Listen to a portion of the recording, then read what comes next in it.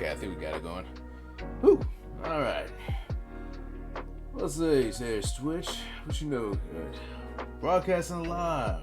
Once again from an undisclosed location somewhere at rock bottom, and is not exactly entirely awake right now, but it's been a long week. He is the Reverend. And he already noticed another botch. I swear, never without a botch with this guy in his streams. But yeah, what you know good. Today, ignore the mission statement on the bottom left corner of the screen. I'm going to go ahead and fix that.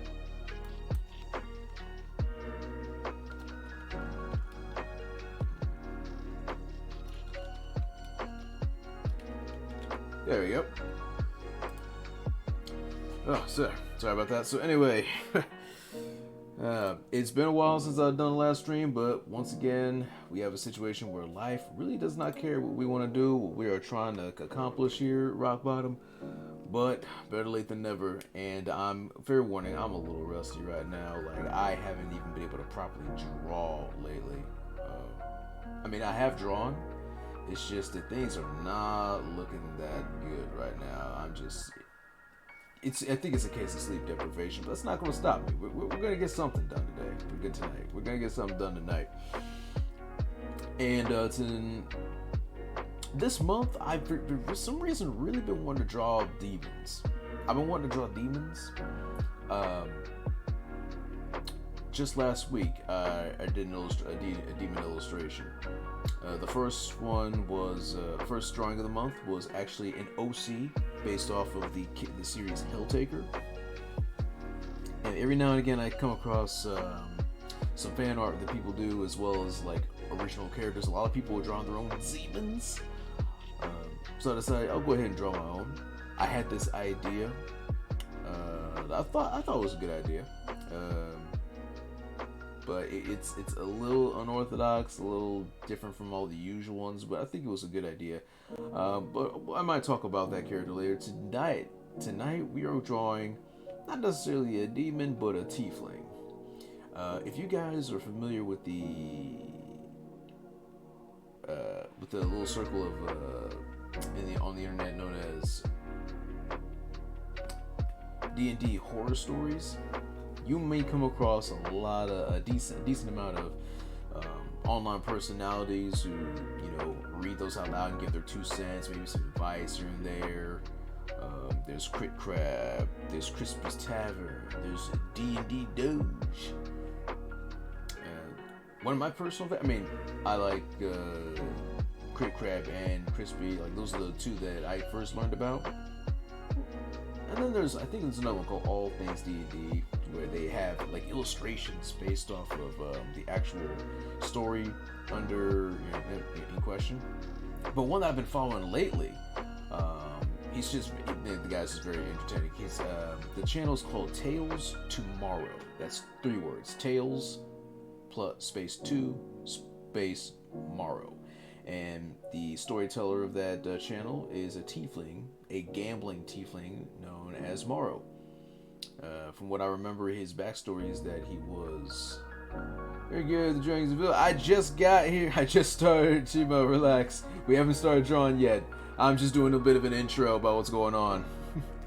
I'm just introducing the topic for tonight's illustration.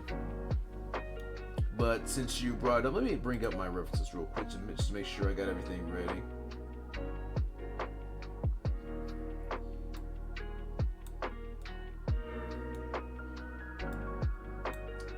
You and these strange desires. You want me to draw your whole ass? Is that right? I did draw you several times before. Nothing saying I can't do it again. But anyway, let's get started with tonight's illustration. And it starts, like always, with me trying to figure out what the pose is going to be.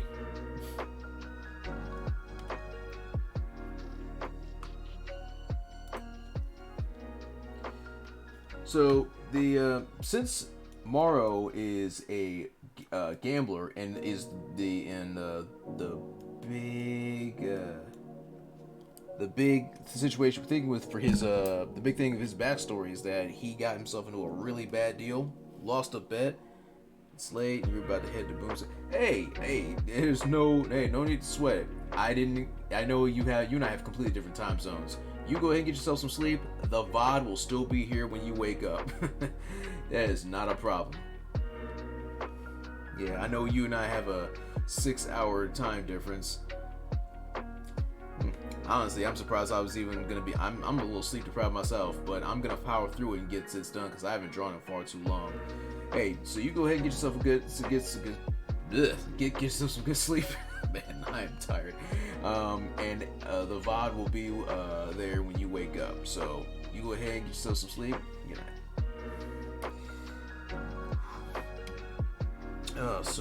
Anyway, I'm trying to see if I can get a decent pose in here before I get a little too out of it. I don't know if I'm gonna get this illustration done by tonight. I'm gonna try, but it was a really rough work week, and I am sleep deprived right now. But I'm gonna see what I can. I actually see what I can do. I have a bit of an idea of how I want this to look, but I'm not entirely sure if it's gonna work. But we will try. If I recall correctly, Morrow is such a gambler that he got himself in a really big, lore-wise, he got himself in a really bad position where he basically bet his soul on a bet, and of course it was a roll of the dice, literally, and he rolls a 7, he loses, and essentially the representative that he was betting against was a succubus. So his soul now belongs to a succubus. I think he's technically a warlock working under her as his patron.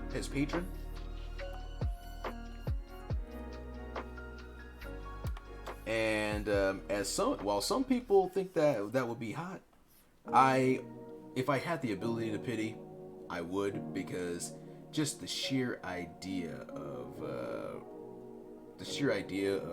working under a succubus it just sounds bad, and that's mainly because succubi creep me out. Luckily, I'm too ugly for any of them to come bother, so but it's still like, yeesh. It's just the idea of certain demons that would do that, like male and female. I just don't get it. But then again, I'm not exactly a fan of most forms of physical contact. I equate physical contact with physical violence.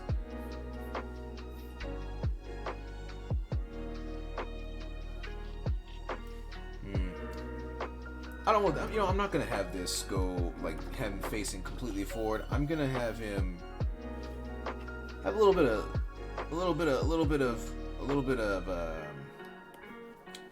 of sass. So he's gonna be. There we go.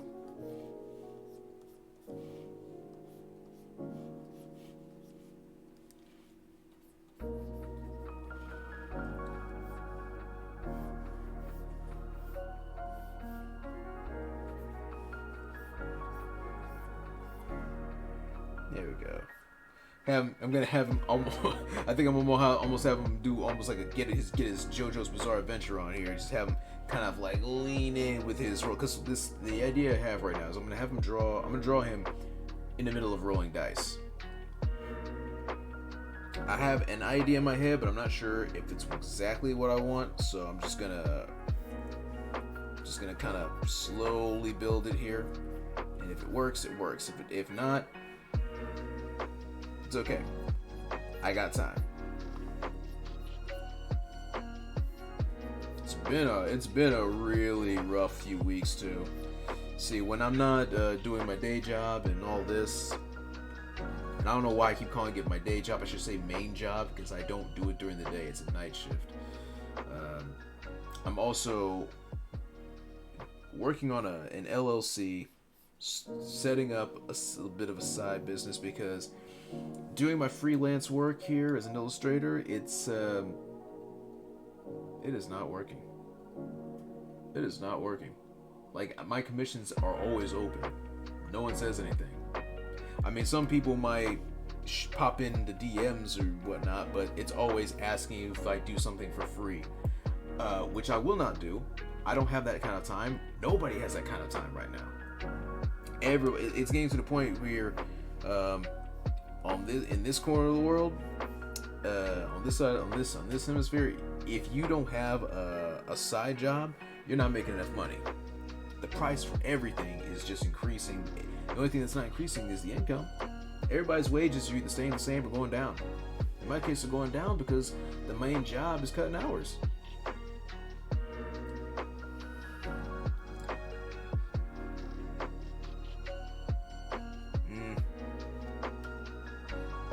Okay, maybe that's not a good idea. Maybe this post is not working.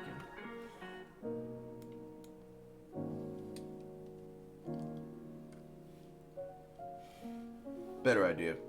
Better idea.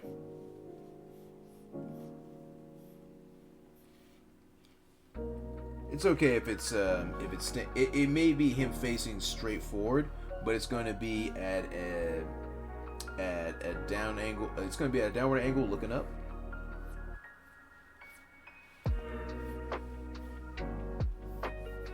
Yeah, we can make this work. We can definitely make this one work. I'm just gonna block out everything right now and get it nice and getting good and loose. What's that?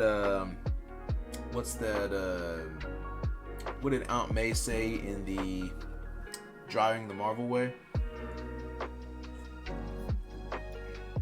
Be fast, be messy, and use that eraser. One of those old how to draw books. If I recall correctly, it was at a crack. It was years ago, back in like grade school when I got that book. If I recall correctly,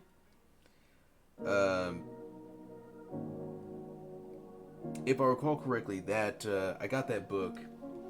Just my mother bought me that book on a whim. It was at a Cracker Barrel.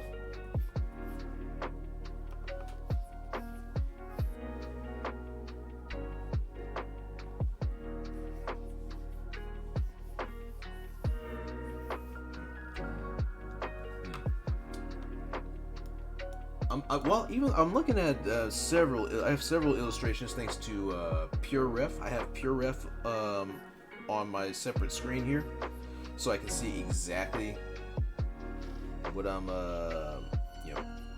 Several different pictures of Morrow, all of which are a bunch of screenshots from his videos, because he doesn't have much of a social media presence. So any pictures I got of him are just straight from his channel. There is this one illustration though that's on Instagram. That was someone who posted an actual story for him to read. Also did a really cool illustration based on him and his holding his book. If you haven't seen Tales Tomorrow, he always has a prop. He has this book where he reads his horror stories from. He opens up. He has his book open, looks into it, and it cuts to the story itself, like in text format.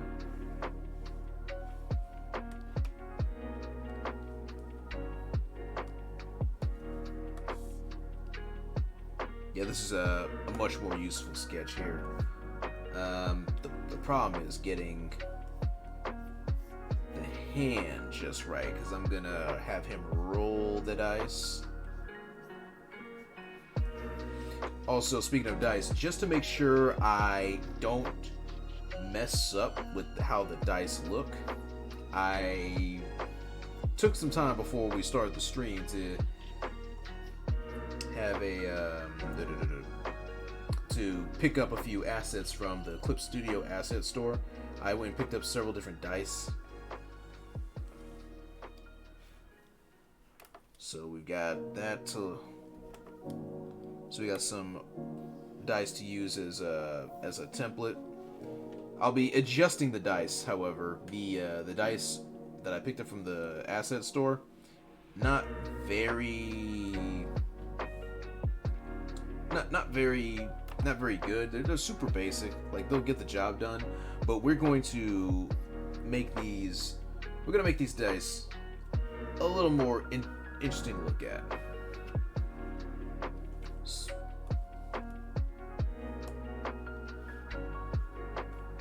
Also, since Morrow is a tiefling in the Dungeons and Dragons universe, this will probably be in a tavern, which means this man needs a beer, needs a mug of ale.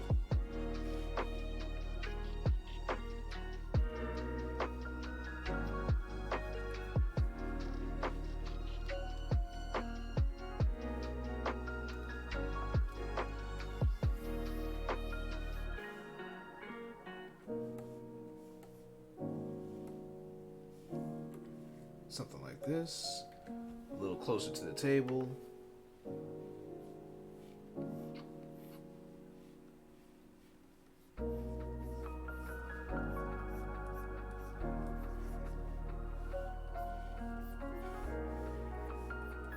It's gonna be messy, but it's okay because once I have an idea of what the pose is gonna look like, I'm gonna clean it up.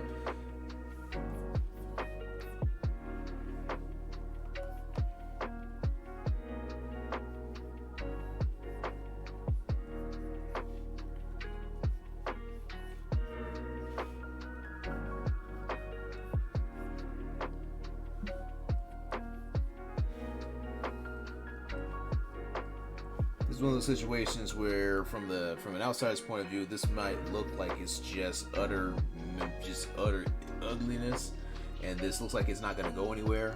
This is one of those situations where I would have to implore you to trust the process. It may look janky right now, but that's only because I'm in the middle of the planning stage. But once I'm confident what I'm looking at, it's going to look a hell of a lot better.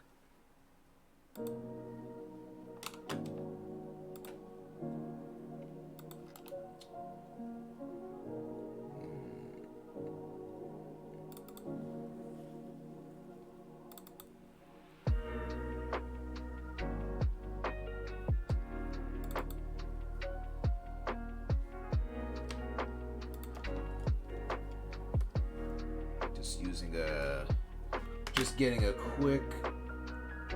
another quick reference pick to drop into picks pure ref right now, because I wasn't quite sure how I wanted the drink to look.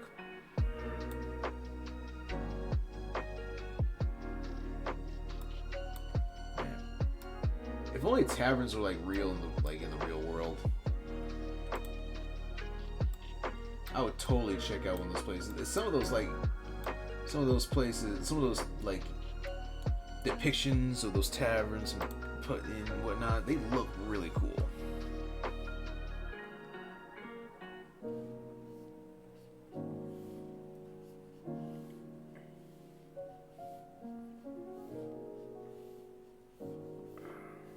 Something like this. Here we go again. Another thing I need to work on. While I'm streaming, I'm gonna try to make it a point to keep an eye on everything. I have OBS open right now so I can see my own position, mainly because I need to take into consideration how I'm sitting, because I always have this tendency to lean here, move over there. It's just like you don't see me doing it right now, but I do a lot of just leaning forward and not moving my canvas. I should move the canvas so that I don't have to move, but I have this habit of just moving to kind of get at an angle. Maybe even worse when I'm only being able to use one eye right now. So I'm gonna just take into consideration not to let the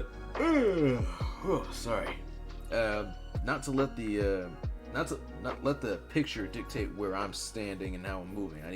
If I need to get a better angle, I need to move and rotate the canvas. I should not be moving. Right, this is a simple pose, but I think we can make it work.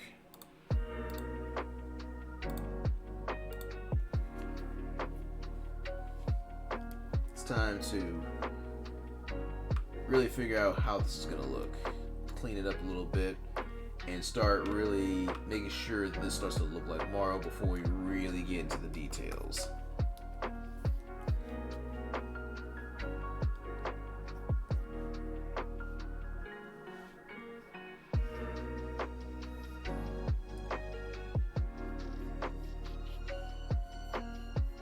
Still going to be a bit rough, but not as rough as the original. The original is just to get the pose in and figure out where we want everything. Now we're going to try to get the proportions in.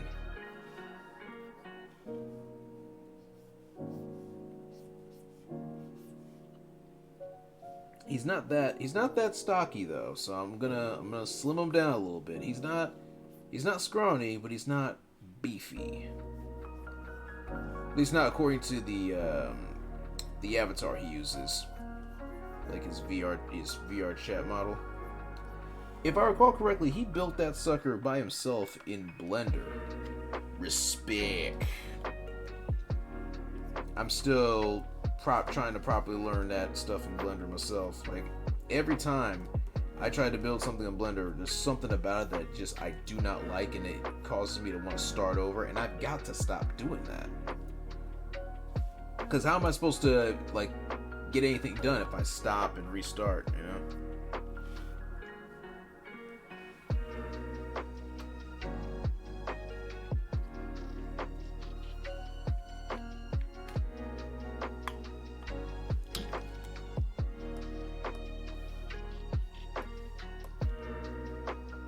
Even though this is supposed to be the rough, there's something about it that's just starting to really get on my nerves, so I'm going to switch out to another pencil real quick, and I'm just gonna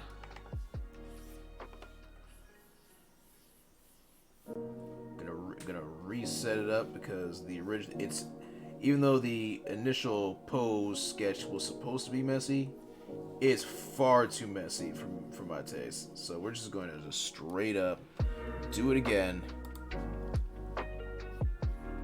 before we really start finalizing the actual design idea.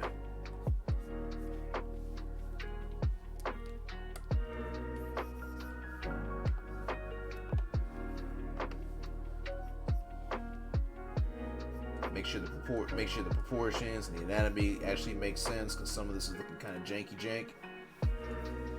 But now that I know exactly where everything's going to be, cleaning this up won't take too long. So I'm just gonna hopefully blam through this real quick.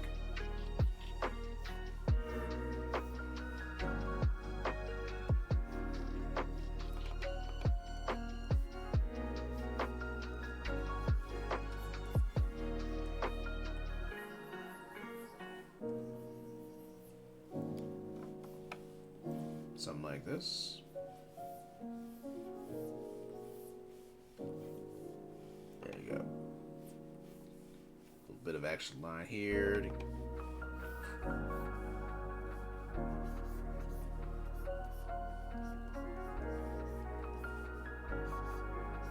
Something like that.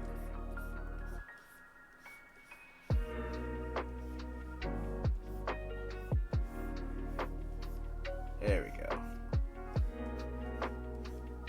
There we go.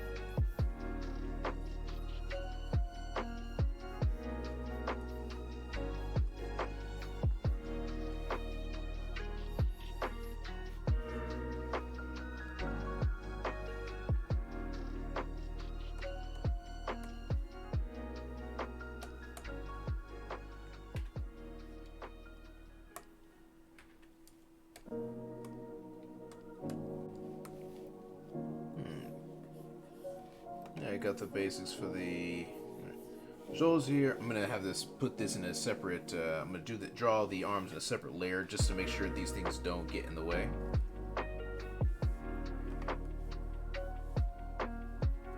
I plan to put a table here too, so you won't be seeing the legs, but I'm gonna draw these just so I have a basic idea of where everything is in proportion to everything else.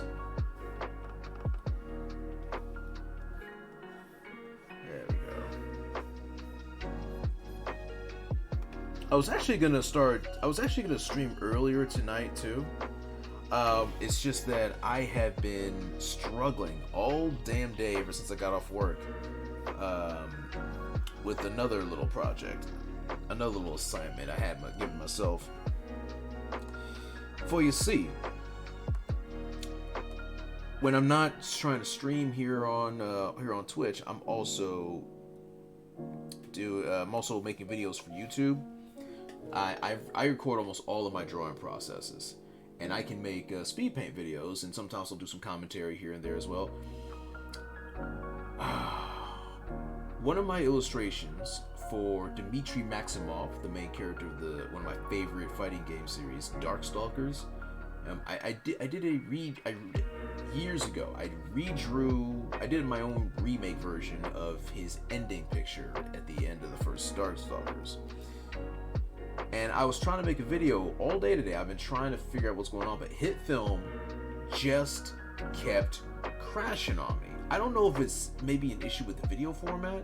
I don't know if it's something wrong with the file that I was using to the HitFilm like project file itself.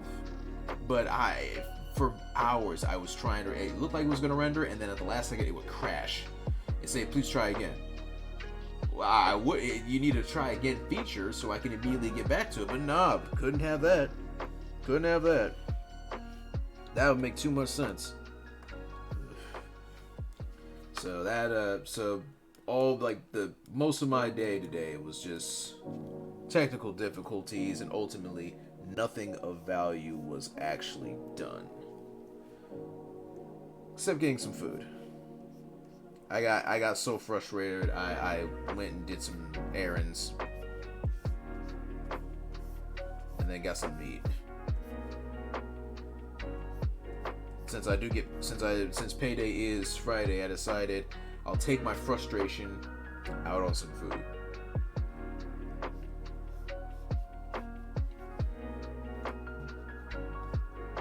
Very rare occasion where I get myself something kind of nice.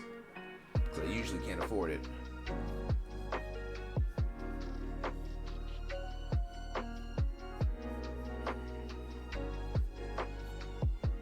Why is it that every time, even when I have references, even if it's a version even if it's a pose that I've drawn before, it's like no matter how many times, I always have trouble drawing hands. I cannot stand it, man. It shouldn't be like that.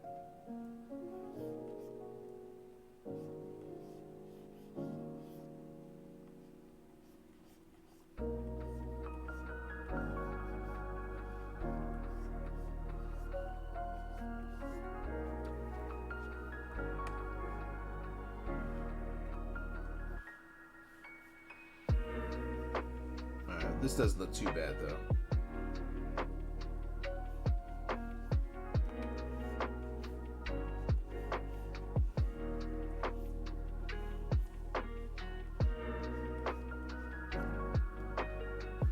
Too bad.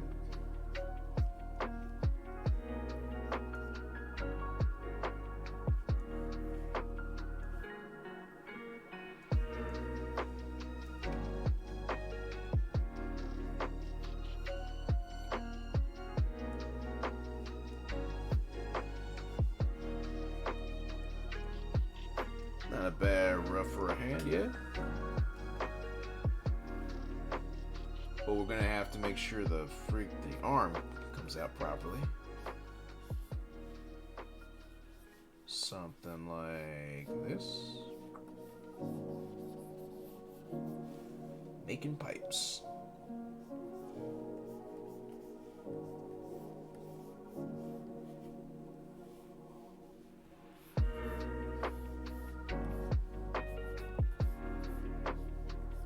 Something like that.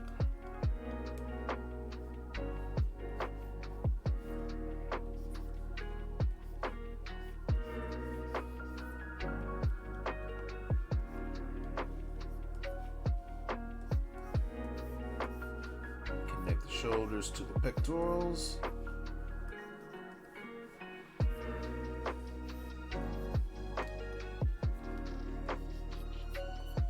Something like that.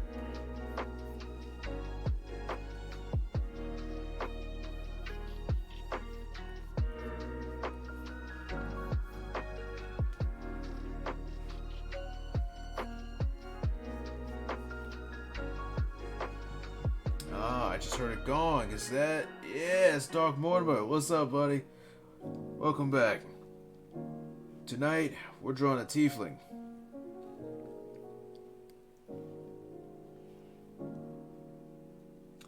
I do apologize if I seem a little out of it tonight. It's been a rough work week, and I am in my I am fighting off sleep deprivation to get this one done. I haven't streamed in weeks, so it's time to get back to it.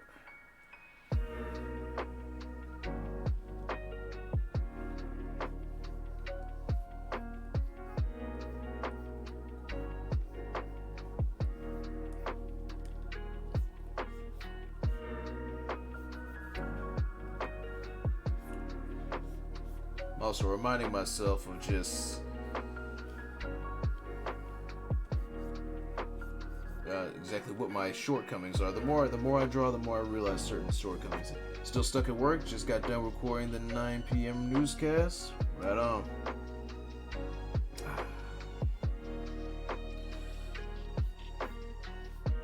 Hopefully the last shift of the week for you isn't too stressful.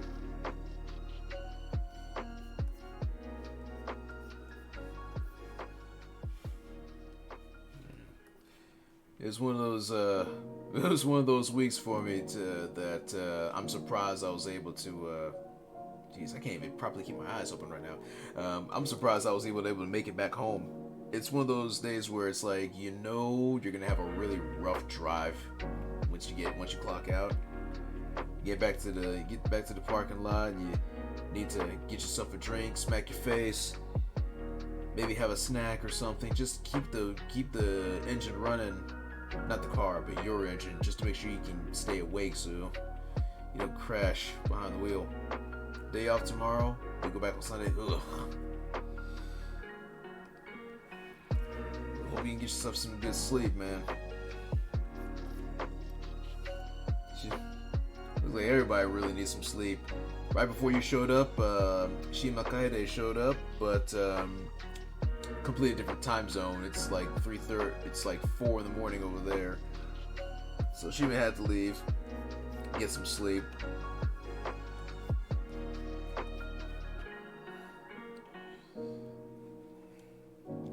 This pose doesn't look too bad.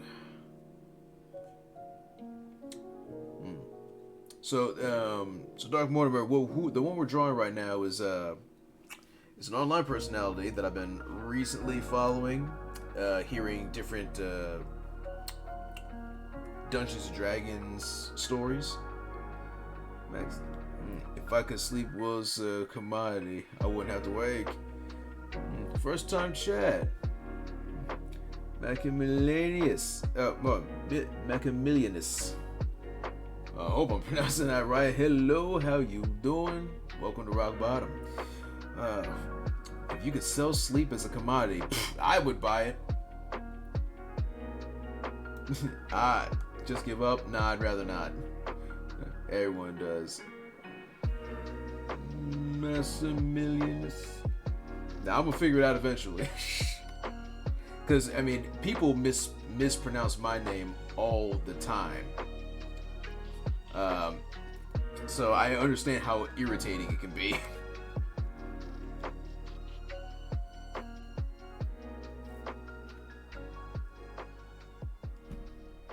We're gonna have to move.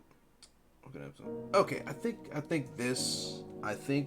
what we did with the arms and the pose, I think we got a decent pose here, so it's time to really start with a legitimate rough. We're just gonna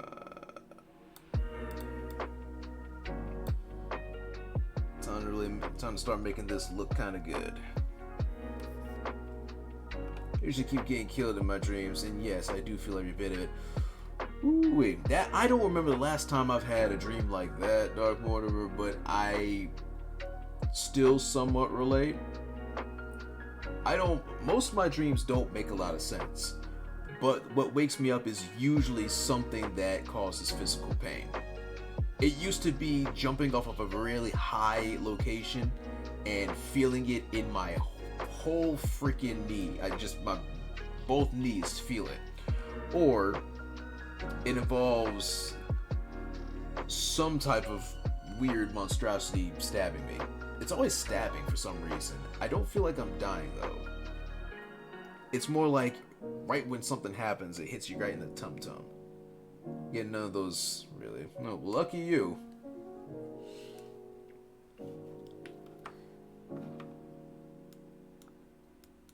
Yeah. I think the last legit dream that I remember was, what was the YouTube person? Kind of lucky, weird thing. I think the most recent dream is actually helping someone work on their car, but we're dressed in summer clothes. And once we step outside, it's like snowing. And the moment I realized that is when I woke up.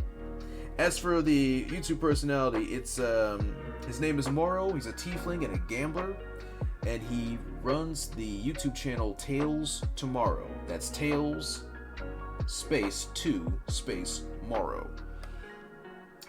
According to his Dungeons and Dragons character's lore, he was he's just a standard gambling tiefling who made a really bad deal. He was a little too arrogant, and just from the roll of the dice, it was a simple gamble, like a roll of the dice. He got a 7, he loses, and next thing you know, his soul belongs to a succubus. So, class-wise, I think Morrow is supposed to be a warlock, considering that she's supposed to be his patron. Bad deals are the most important gambles. And I'm no. There's a reason why I don't gamble. I'm too poor to gamble anyway. That's gambling and alcoholism are rich people's addictions, and I am neither. I am neither a gambler nor a heavy drinker. I used to drink a decent amount, but I'm really trying to cut down. 1, for my health, and 2, I'm broke, man.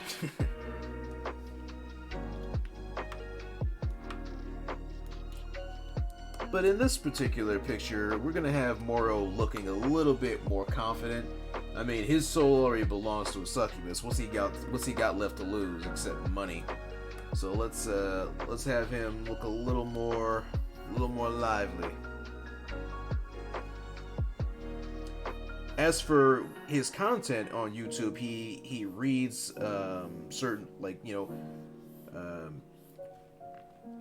submitted stories from people who play Dungeons and Dragons and other like tabletop RPGs. It's usually horror stories, but sometimes they're glory stories, and sometimes they're just hilariously funny stories. She could trade his soul to someone even worse. I mean, yeah, I guess she could, but why would she? The only gamble I do is stock investments. Problem is I don't have the money to invest, so I've done it in a while. Oof. I remember they were teaching us stocks in high school in our economics class, but that teacher wasn't exactly the best. But that seems to be the case for most. That seems to be the case for a lot of really important classes that I was supposed to be taking. Really important classes. From economics to networking, and there's always just either you don't get the class or the instructor leaves a lot to be desired.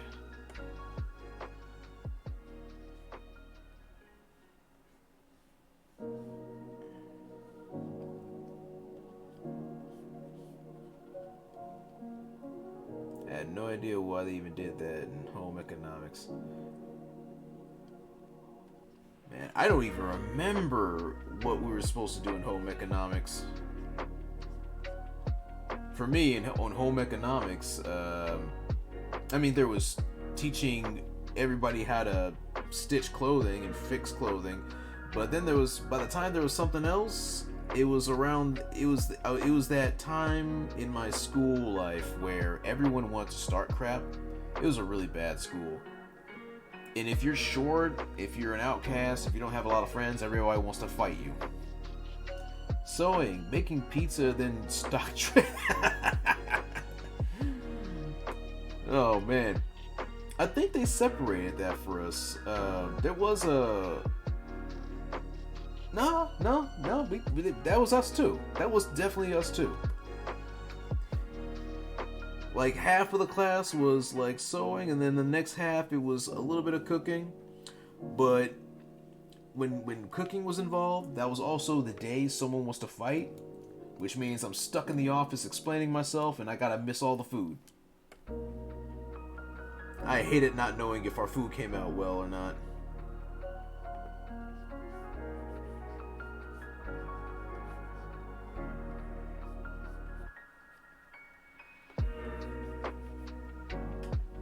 It was a little tricky getting enough reference pictures to make sure that I can draw Morrow properly. Had it for 2 years, couldn't pass out the pizza. I know it's late, but some pizza sounds really good right now. When's the last time I had a nice slice?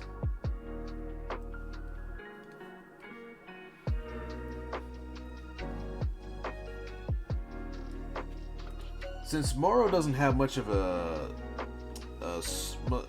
presence in social media, and I had to basically get a good few screenshots of the guy and his model off of his channel, off his videos, but there's not a lot of full body.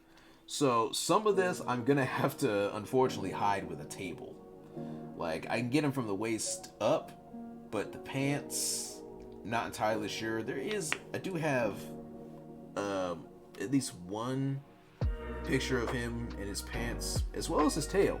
He's got a really, really detailed tail, really spiny, like almost Godzilla-esque. It's cool, but it makes me wonder what type of tiefling he is.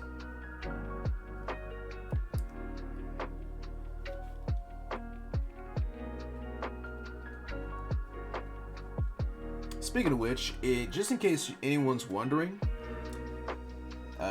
did you have a reference photo? I've got a few. I took a few screenshots from his videos thanks to the snipping tool on my computer. So I got a little bit here and there. But speaking of races and D&D, in case anyone was wondering, on this eye patch of mine, that's supposed to be Draconic. I think the font was supposed to be Enochian.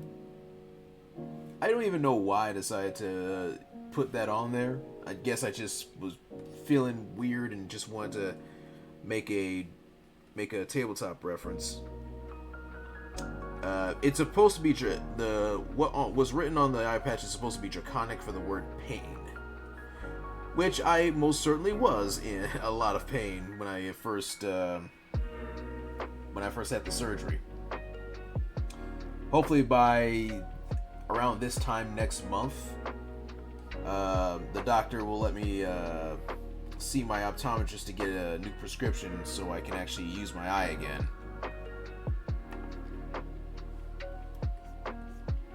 Let's get, his neck is a little thicker, so we'll go ahead and give him put some extra muscle on that neck. There we go. Yeah. It's already starting to look like him. I got the reference right here, so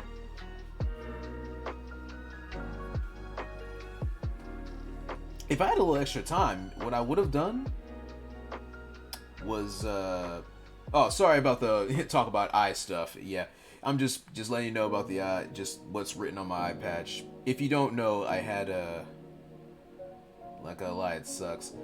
Yeah, what happened to me was I've had bad eyes since childhood, and just being super nearsighted, the shape of my eyes was just straining my retinas. So I actually had a detached retina, and I had to get a surgery to get it reattached.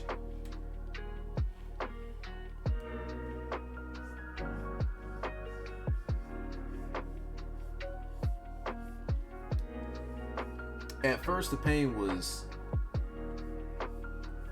made it really hard to sleep, and I already have insomnia as it is, so that was bad. But thankfully, the pain didn't last for too long. I was recently finally got glasses about a month ago.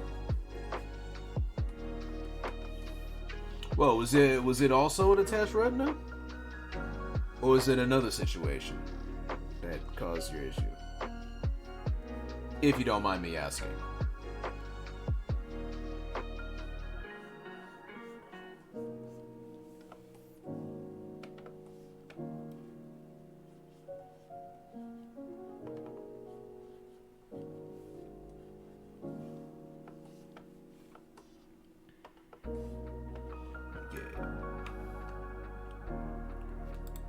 I'm gonna lower the opacity for some of these so I can get a better look at what I'm drawing. There we go. Doesn't need to be too bright. I just need to know exactly where everything is.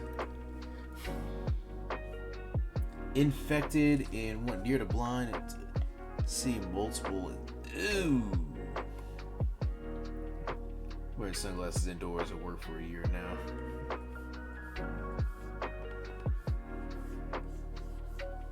Ooh.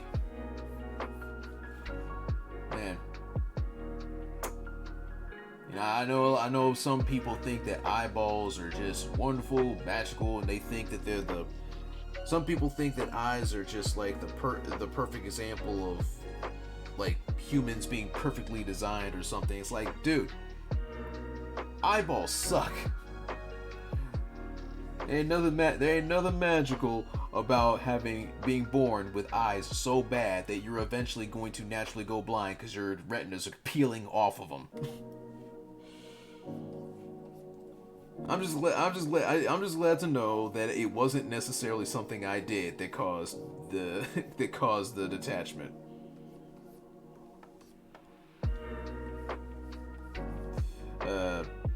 I'm a martial artist, so I do training, but it's not like I had any sparring partners or anything. So it wasn't that.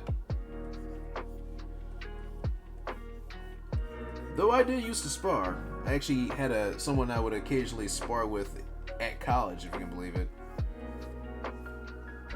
No one stopped us, so we just did that right there on on campus grounds. I just hope no one recorded us. That would have been weird.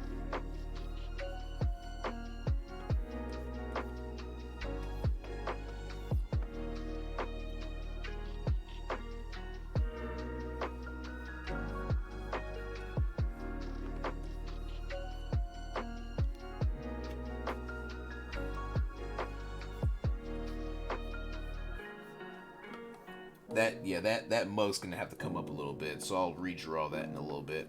Right now we're just getting the basic, make sure everything looks right here, and then we're gonna start drawing the actual tiefling parts of them, like the horn, and of course we gotta draw the clothes to make sure the folds are right.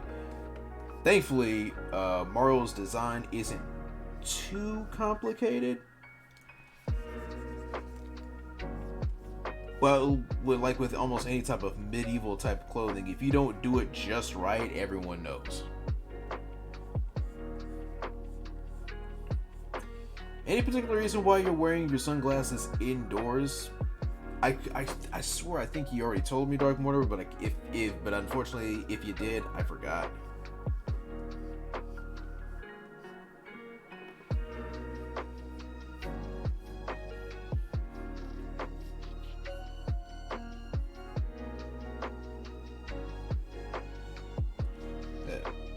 I'm gonna turn this up a little bit because I cannot for the life of me. The lighting of the building. Ah, yeah. My recent the last office job I had before they just unceremoniously got rid of us. Very similar. No, sorry, second station. Where stations usually are, yeah. Second to last office job I had very similar situations, but that's partly because they would park us in these cubicles with no like curtains, so the windows constantly have the sun just shining right in your face. You know what's worse for nearsighted though? Go to any fast food and find out you can't read a thing off of ooh. Well, I've never used it. I've never used a drive-through. If I'm gonna go to any restaurant, I don't care if it's a fast food one, I am walking in there. But if my eyesight was so nearsighted, that I couldn't even read the menu while getting an order, oof, that's like a SpongeBob episode right there. Just like, oh, I'll have a, no, maybe a, no.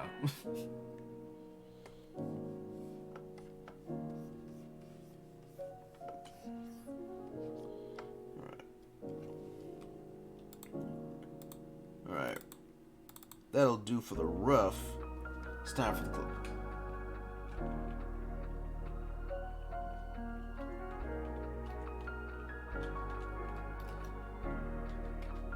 Is that my phone just now? Hope you guys didn't hear that. Hold on.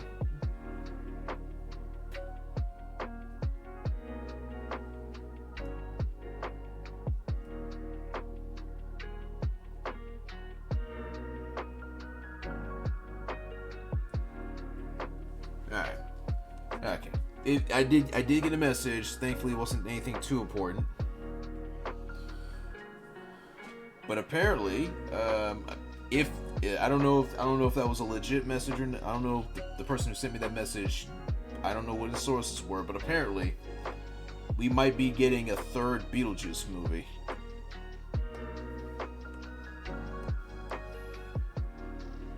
I haven't seen the second one yet, so I don't know if that's a good idea or not. Alright. Let's pluck out his hair. Drawing Morrow's hair is going to be a little tricky because his horns are going to be in the way. But I kind of have an idea of what it's going to look like before the horns come in. This is why you want to get as many references to something as you can.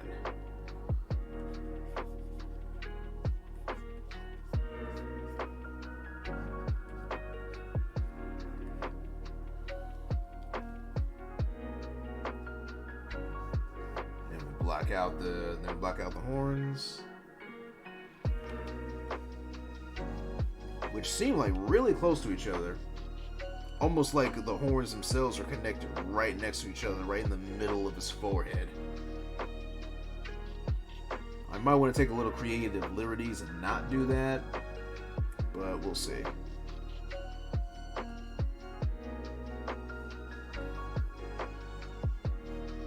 And they come down like this. They're kind of long.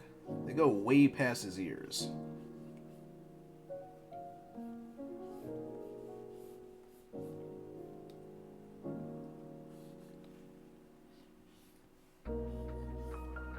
Something like so.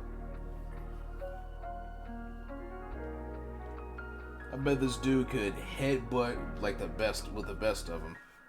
I bet even a Samoan could feel this and actually be like, ow. Nah, they probably end up actually breaking his horns.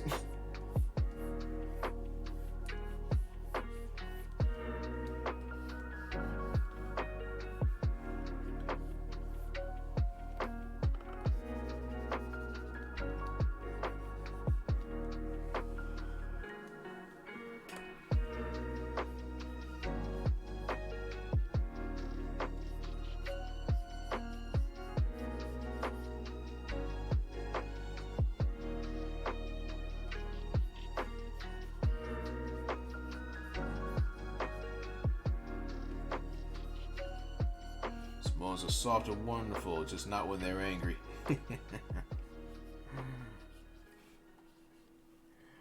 I never met a Samoan, so I don't know if they are soft or wonderful. But as a wrestling fan, I know what they can do when that bell rings.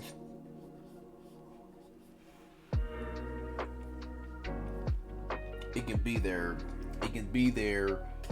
forehead. It could be their fists. It could be their forearms. It could be their feet. Shoot, it could be their thumb. Alright, gotta prepare the 10 p.m. newscast. I'll be back later. Hey, do what you gotta do, Doc Mortimer. And if you can't make it back, it's alright. I will be saving the VOD and making a highlight so you can catch it later. They have brothers, and usually they are stronger and larger. Yeah, they may have brothers, they also have cousins, but the thing is, no matter what Samoan you come across, they all seem to have something in common. They are all made of tough stuff. Which is why I would not get into even if they're being playful about it, I would not get into a headbutt competition with any of them. Shoot. Damn near concussed myself at my job today during the last shift. Island Vikings. Oh man. No joke, one of my own cousins said he wanted a Viking funeral.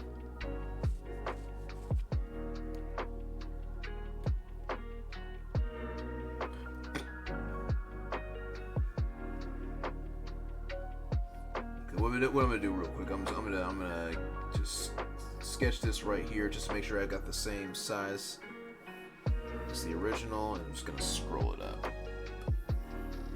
Cranky it up, there we go, something like that.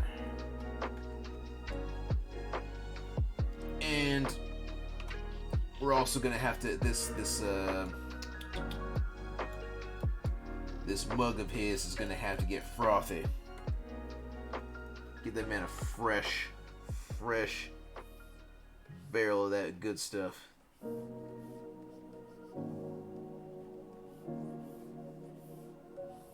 Even though I said I'm cutting down on alcohol, it doesn't change the fact that one would really go well right now. It's just one of those stressful weekends where a slice of pizza and a tall cold one would probably really hit the spot right now.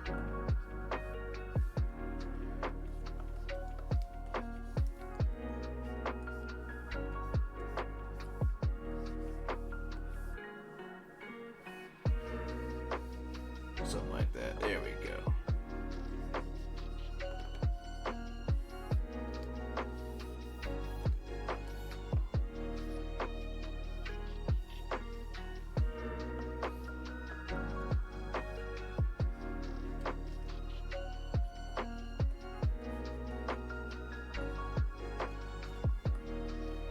Get it good and foamy.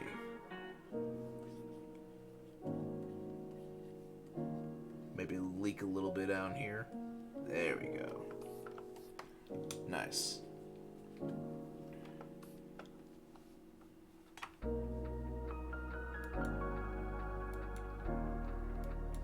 Now for the tricky part, making sure the clothes come out just right.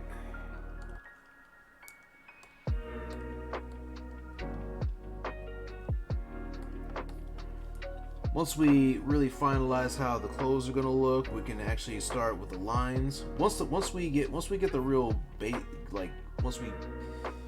words, I know how to use them, I swear. Once I know exactly how the clothes are gonna fit on them, and we got everything all finalized, we'll work on the lines. The lines might take a little longer than the rest of it, but it will be nice and smooth, nice and steady. At least I'll know what I'm doing. And if I really focus, we should be able to finish the lines in a timely manner. Then the fun happens, which is, I say the fun part, but it's maybe fun to look at, but not necessarily fun for me to do, because I'm still not too confident, and that's the coloring. But I've been studying different methods on how to color in such a way where it eliminates some of the guesswork, so that'll help. That's what I've been doing lately. Let's take a look at this man's reference images.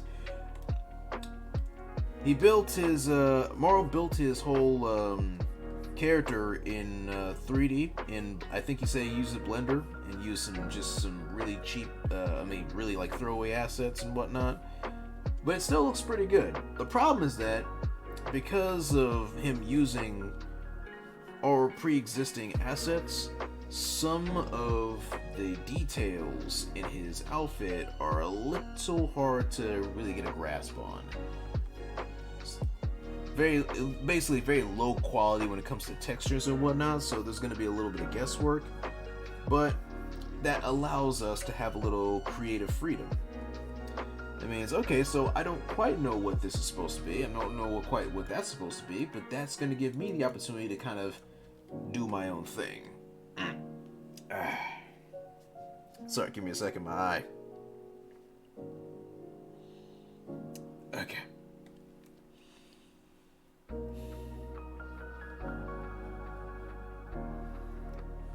Here's to hoping one of these days he updates his character model with some better textures, so we can all see exactly what is what.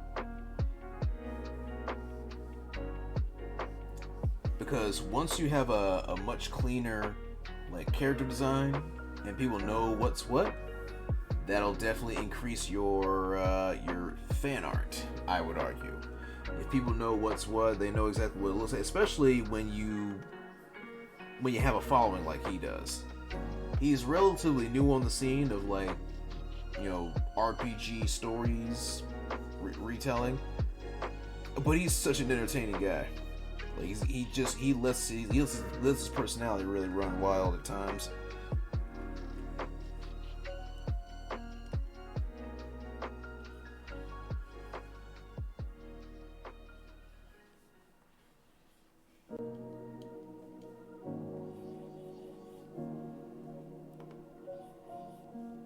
I have no idea if he's ever gonna see this illustration though.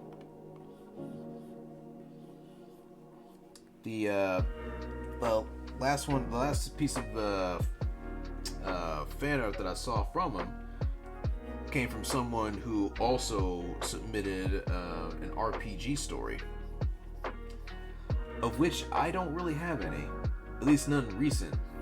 I haven't played any RPGs in a while.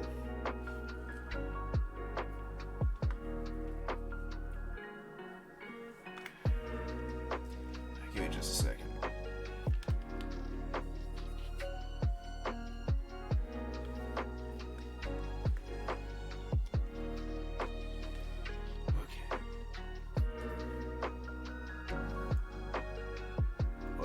Only play one game here. I haven't really touched like Dungeons and Dragons, but I did start, like my friend Jay, who got me into tabletop games. He introduced me to Pathfinder.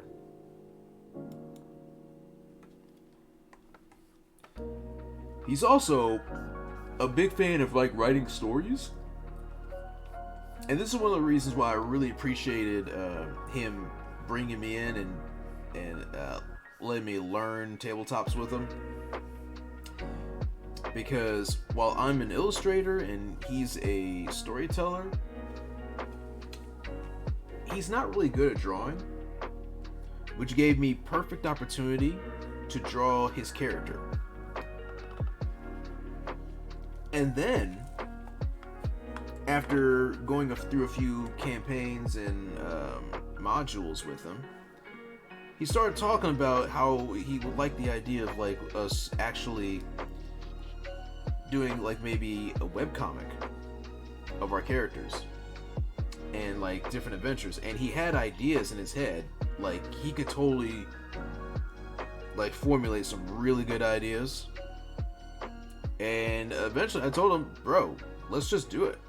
Let's and we can use what happened in our actual tabletop adventures as like a as like ref like a as like a kind of like a starting point, like at least a starting point for like how our characters might act, because when we start making characters for like a comic, things are going to be a little different. But the way you act and the way you act in table at the table may not be the same way they would act when you like depict them for like for another audience. Maybe you don't quite remember what you did during the module. Maybe what you did was a really stupid move and you wish you could do something better. Maybe something you did was so damn funny you had to put it in the comic. What I'm getting at is that Jay and I, when we get back to it, because we've both been too busy our separate ways. He's got a job, I'm doing this, and when we get back to it, we really have got to get back, start back on the comic idea. The thing that's really slowing us down is finalizing character designs and determining exactly what direction this is going. We actually have like the first chapter for this thing pretty much done.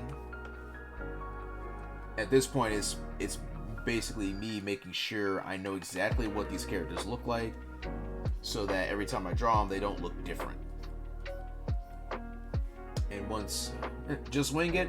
I mean, honestly, I might as well. Like, I might as well just kind of just go through it anyway.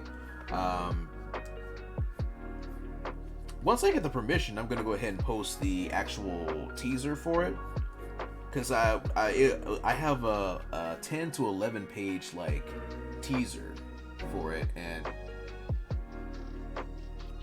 jeez.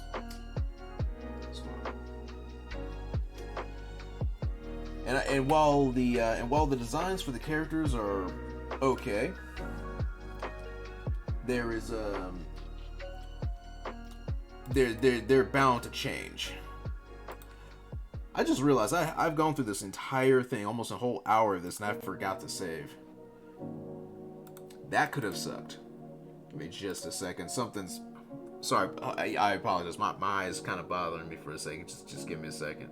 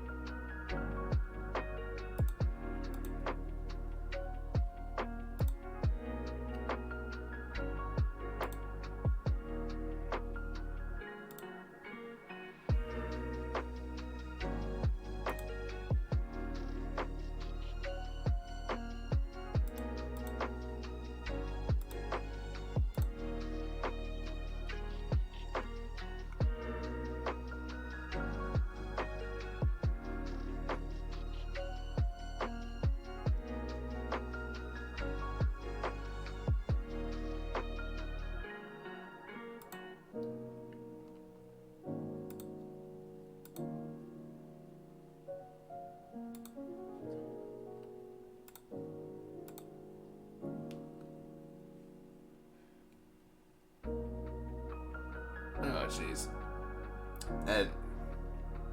Nope, we're just gonna have to...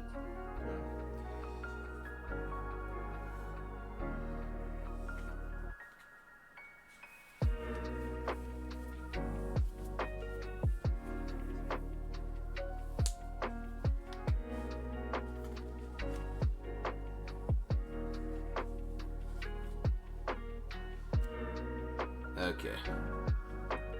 That'll do it.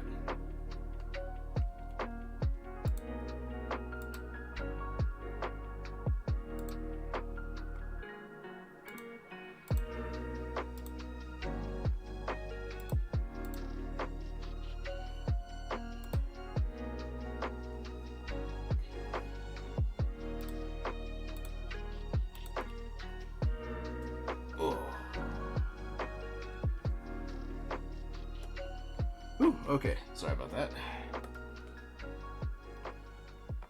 Back to this.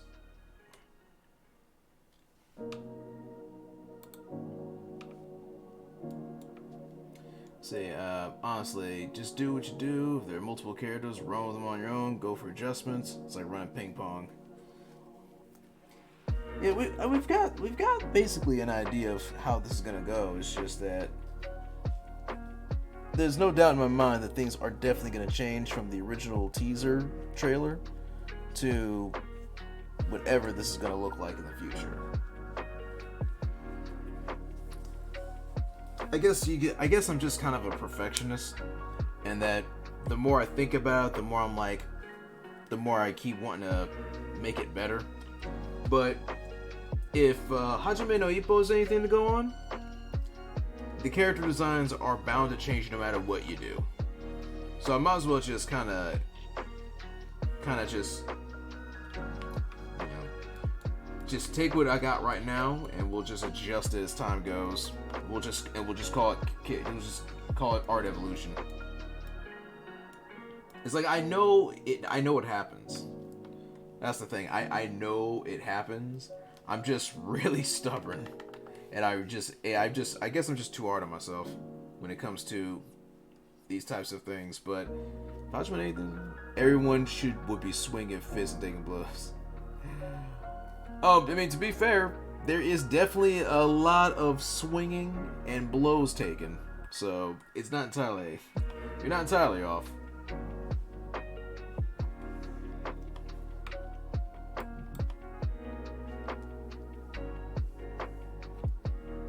Okay.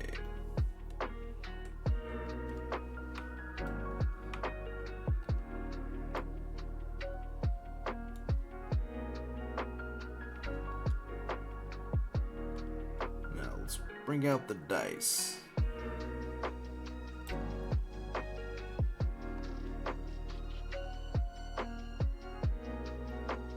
Gotta see. Also, everything would sound like a rocket engine when animated. Dude, if we actually did get an animated adaptation for our webcomic, that would be hilarious. Especially because there would be some weird stuff. Okay. You use that little line. There we go. I'm learning how things work here.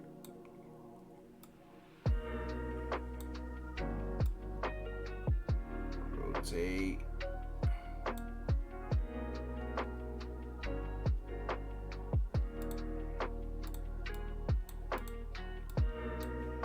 Now I'm bringing another one in, and I'm gonna have that one.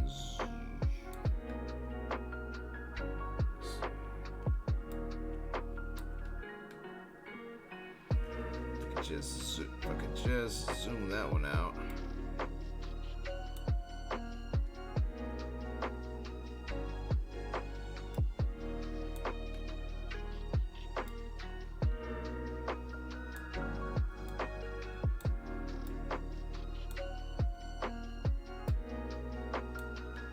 Where are you going? Bro, where are you going? Back it up. There we go. Something like...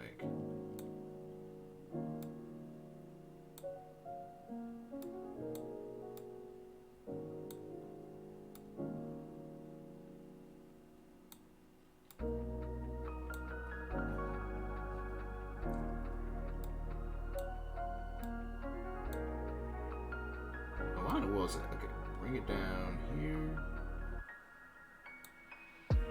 No, that ain't right.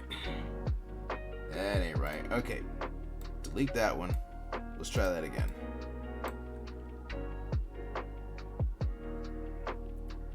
Working on 3D things in Clip is nothing like working on it in freaking Blender.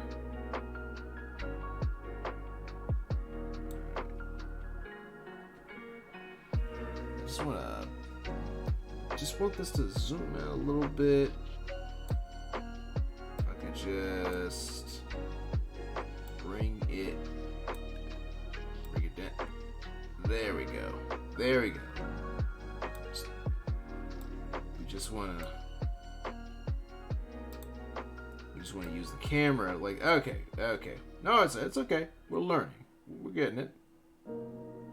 Now we just need to move you here behind that one. There we go. Now we rotate you. Yeah, there we go.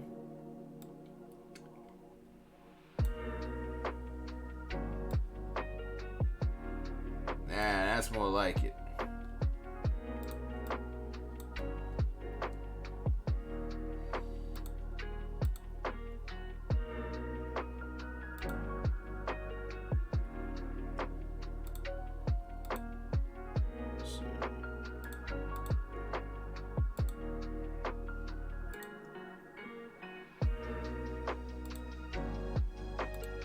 Then we're going to take these. We're just going to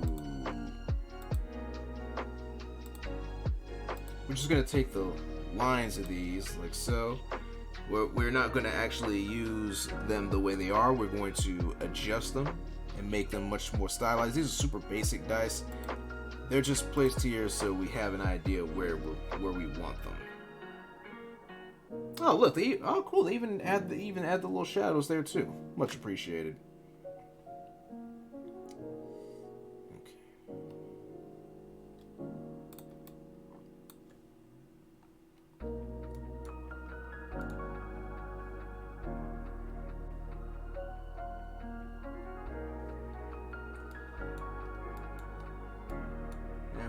Now we're just gonna head oh wait.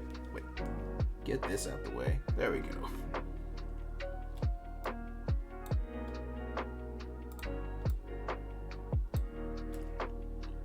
But just to make sure this because it's still looking a little bland, we're gonna add, that's something I can't do. I'm new to using color friendlies. Yep.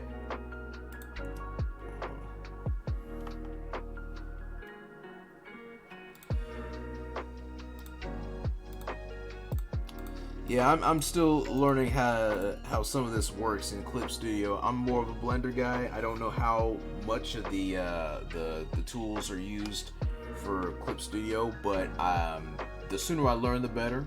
I did use this earlier for if you know the web series Ruby. I ended up drawing the main character, and to make but the thing is that giant scythe of hers is just so detailed. I actually found a 3D version of that scythe and dropped it into Clip so that I could use that as a reference. So much appreciated for this company for making stuff like this, because some of these things is just ridiculous trying to learn how to make that. I don't know how these people get away with it. I don't know how some like drawing a flannel. Yeah. Certain details, certain things, certain here and there. I don't know how people do it. Perspective has been one of those things I always struggle doing. If anything that requires a ruler, I've always had trouble drawing it. Even when I had a damn ruler, it's like my brain just doesn't know how to make it happen. Which is one of the reasons why it takes me forever to draw stuff like buildings. Which is why more often than not I keep telling myself I might as well just make it in 3D than drop it somewhere else. Drop it in here if I'm gonna do it. Usually just make it my own references, because for some reason I just can't make it happen.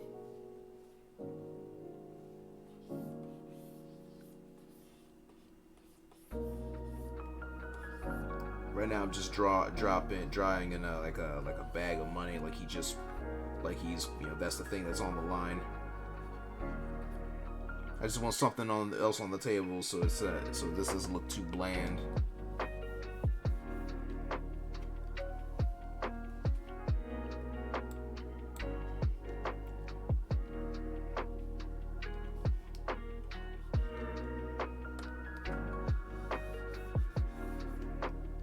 Okay, that should do. All right, so that's the quick and dirty for the rough.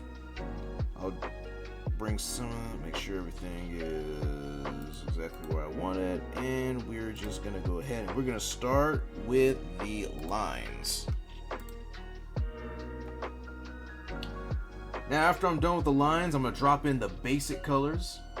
And depending on how I'm feeling, I'm either going to try to finish it tonight, or I'll find a good stopping point.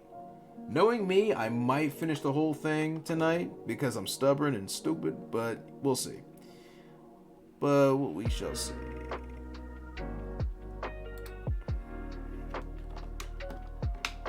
I've also been experimenting with different settings and pens and whatnot, because there's a particular style I'd like to try replicating one of these days. Mainly to do fan art for certain other stuff. Because when I do fan art, I try to replicate the style of the original art. So what I have here is a custom brush of my own, inspired by certain types of inking pens,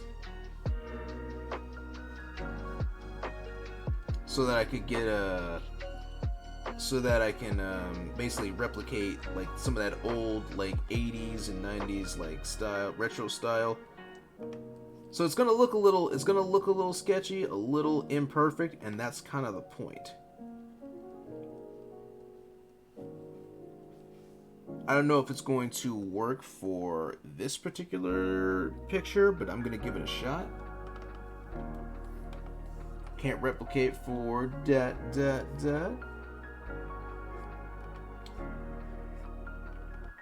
The only reason I think I have the ability to replicate is because growing up, I always would like, I don't know if it was me or someone else's, but it seemed like I had like a subscription to like Marvel comics. I remember like every month I would get like a Spider-Man comic or something. I think my mom just really wanted me to delve into art when she found out that I like to draw. And one thing I would always do is I would find a page in the comics and I would start trying to replicate it.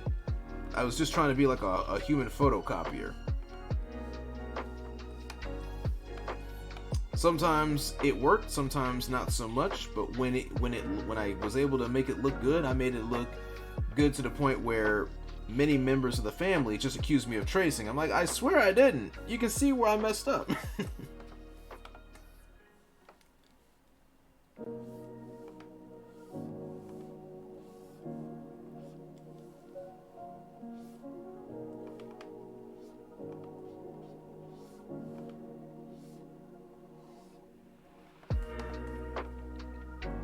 This is also the part of the illustration process where I get super chill, and I might stop talking because the inking process is kind of meditative for me. It's just, I just kind of let the brain go.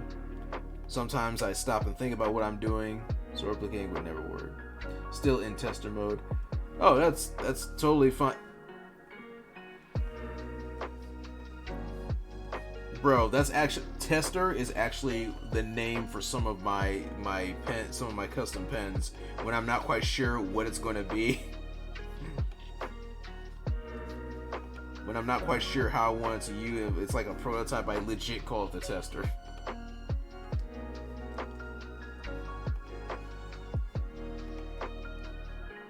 In fact, right now I'm actually using one called the retro tester, because I'm not even sure if this is exactly the way I want this pen to work. So you can call this like a prototype right now. But since I already started inking with it, I kind of don't want to just drop it and move to a different pen. I'm going to see if it works or not.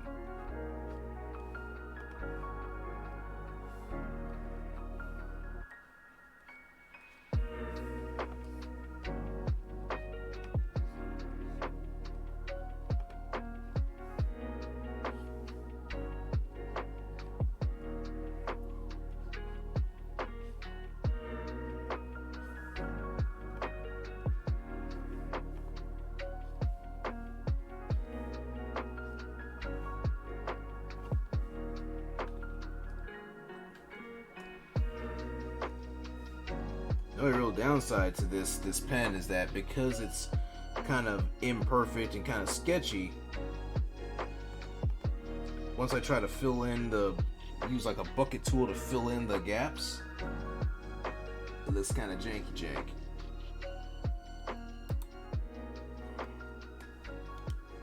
Let me zoom in. Let me zoom out in a little bit and see how it looks.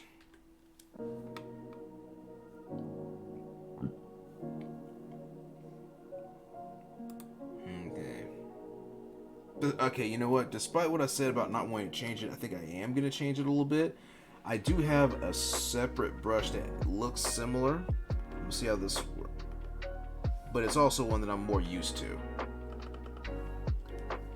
This is a pen that's supposed to replicate one of those, like, those soft, like, those Pigma pens. Like those mini pens, like really thin, like markers. This is on. Those are the type of markers I used to ink in when I was drawing just traditionally. Since I'm not, since I wasn't raised with those. Yeah, microns. There you go. Because since I'm from the West. And have no idea how the Japanese are able to do that with freaking like ink pens and all that. I settle for these, and they work like a charm. You can still get a nice, nice feel. You still get a nice feel for it. Even after you scanned the inked version in the computer, you can do a little tweaking here and there.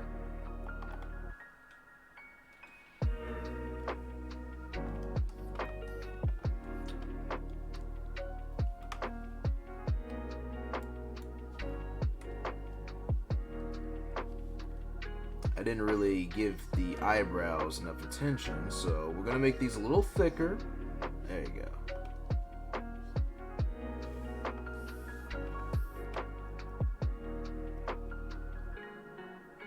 Move the canvas, don't move your neck. Gotta remind myself that, otherwise I'm gonna start leaning to the point I might fall out the chair.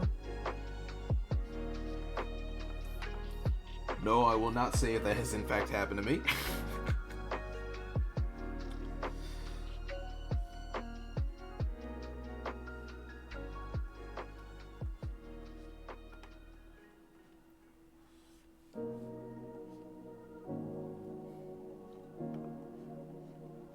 You hope it hasn't. If it has in fact happened, I'd rather not say.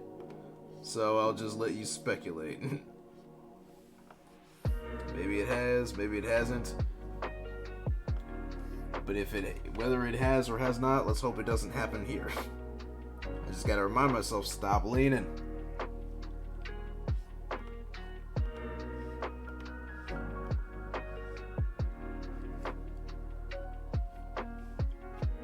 Also have to be really.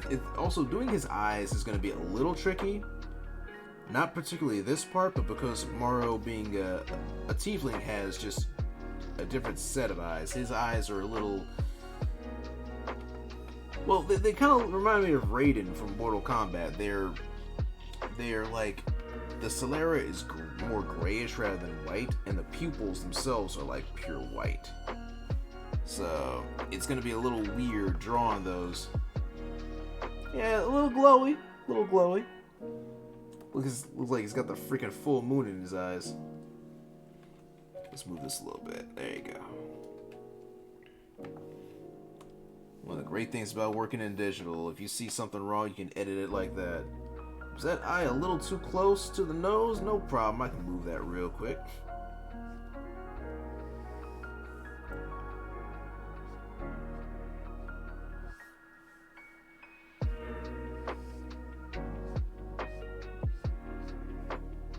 Right now, those i8 at least 2 AA batteries.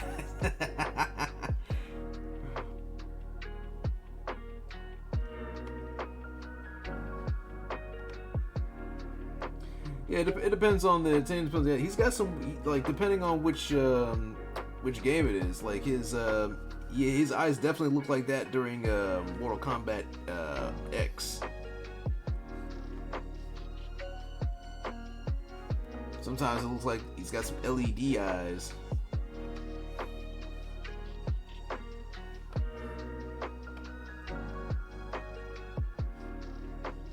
then what happens? Liu Kang adopts those eyes by the end of Mortal Kombat 11.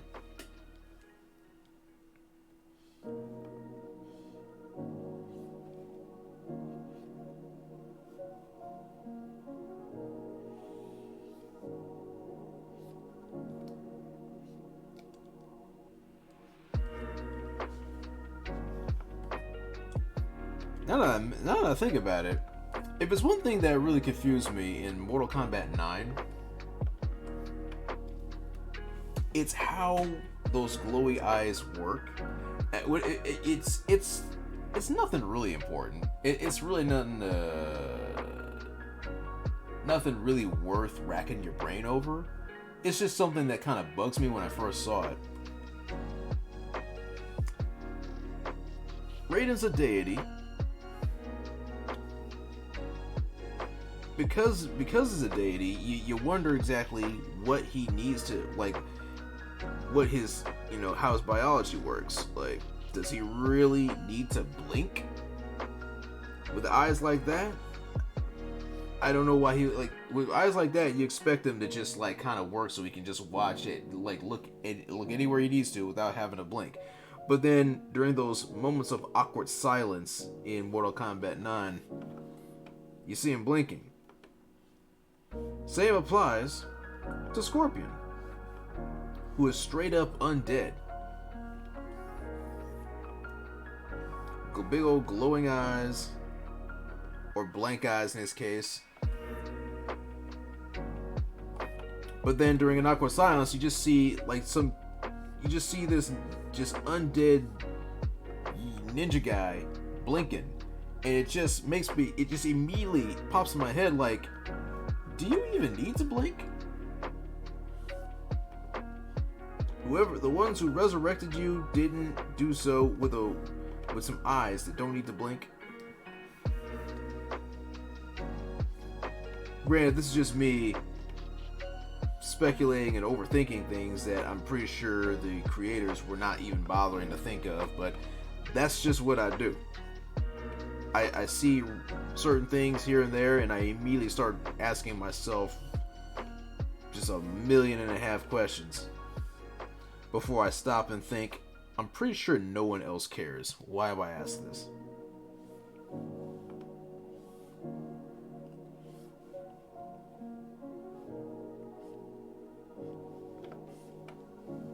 Whereas if he wants some shut-eye, what happens? Oof.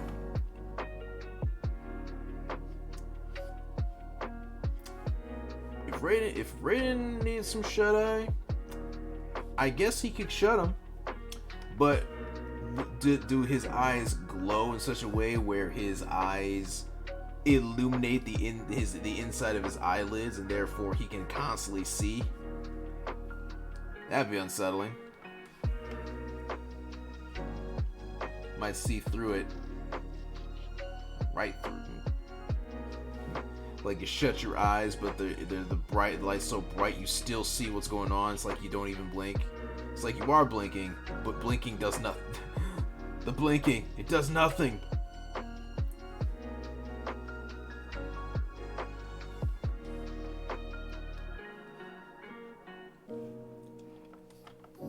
Made more sense in your head. That, bro, don't even sweat it. I do that too. Maybe it's like the classic story of Lamia. If I recall correctly, I think it was in Greek mythology, Lamia actually was cursed so that she couldn't actually close her eyes. So, in order for her to sleep, she actually had to take her eyes out of her head.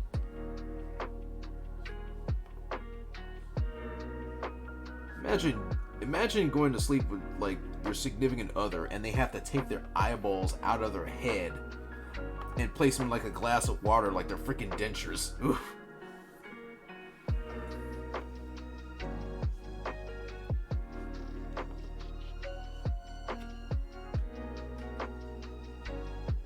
Thankfully, nowadays, you could always just give them a... Granted, like, Nowadays, you always just give them a sleep mask so they don't have to do that.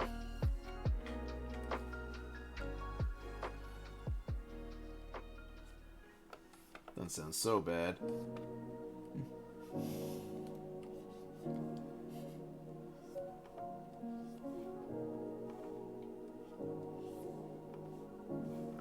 That would be an interesting little situation. Like, imagine you didn't even know that they did that, and then you wake up the next morning and you see like a glass of water with a couple of eyeballs in there, and it's like, what in the world is this?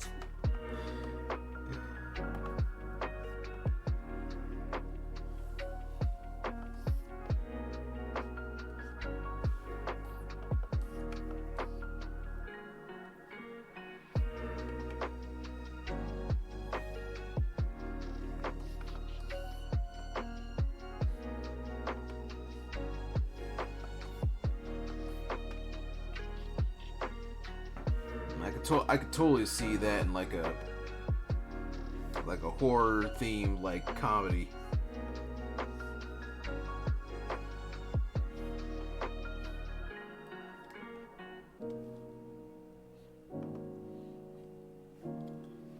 I don't know, damn, I'd polish him if it was important.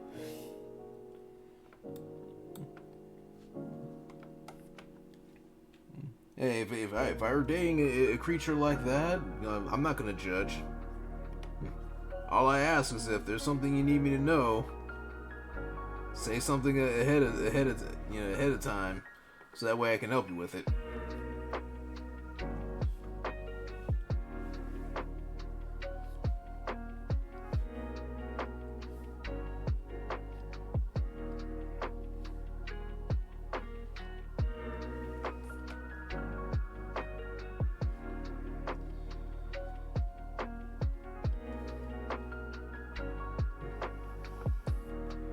Just let me know before the morning comes.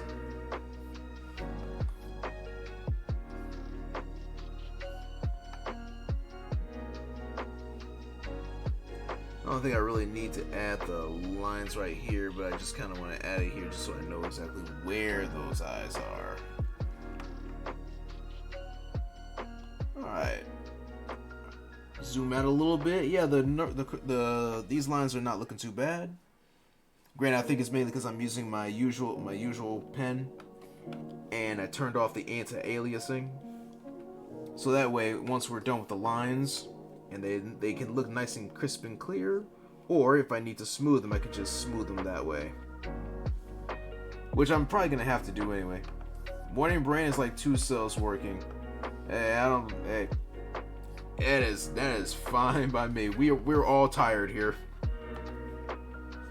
In fact, that's one of the reasons why I gotta keep myself talking. One, I'm streaming, and I want to make sure everyone knows I'm still alive. And two, by talking, I can keep myself from falling asleep. Actually, I don't think I am gonna fall asleep because insomnia, but the eyes are constantly. If I stop moving for a second, I am gonna feel like it's gonna feel like that.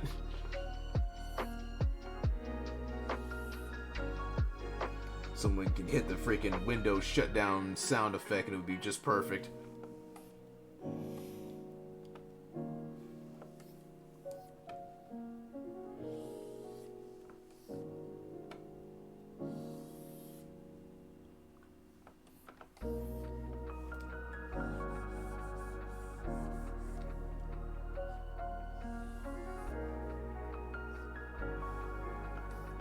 It's gonna be alright.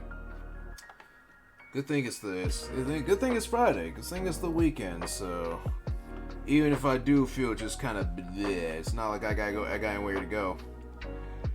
Oh man, I've already done all the errands I need to do. I don't think I need any groceries.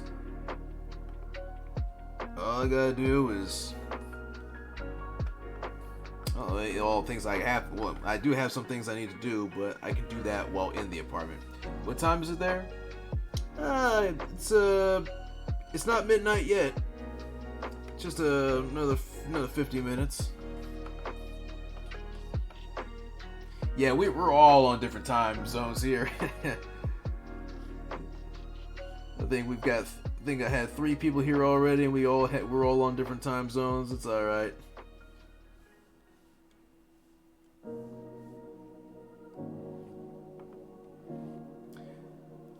In fact, I didn't even schedule this stream. It's only, oh dang, okay. Yeah, see what I mean? Different time zones. To be fair, I didn't even know I was gonna stream tonight. It was one of those.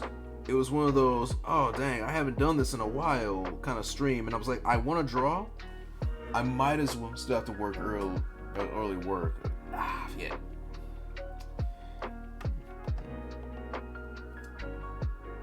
Hey, that's perfectly fine. Yeah, whenever you gotta get out of here, that's fine. Hey, ain't no one judging. You just let me know so I can properly see you off.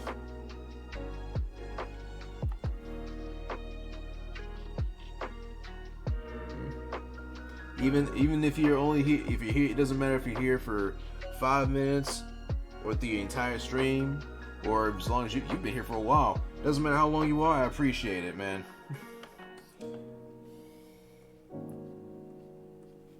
Especially because I haven't the slightest clue what I'm doing. Just a newcomer here, just doing things, and the fact that people have been recently showing up and like popping in is a surprise.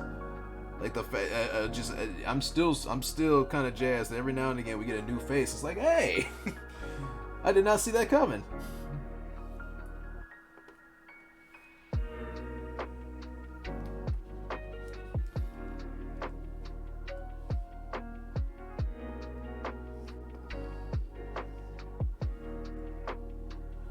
Once I start developing a daggone schedule so I know I can actually be here, I should start making some proper alerts. I used to have a few alerts when I first started before my old computer died on me, but that was using a different setup. With this new computer, I'm gonna have to start everything fresh.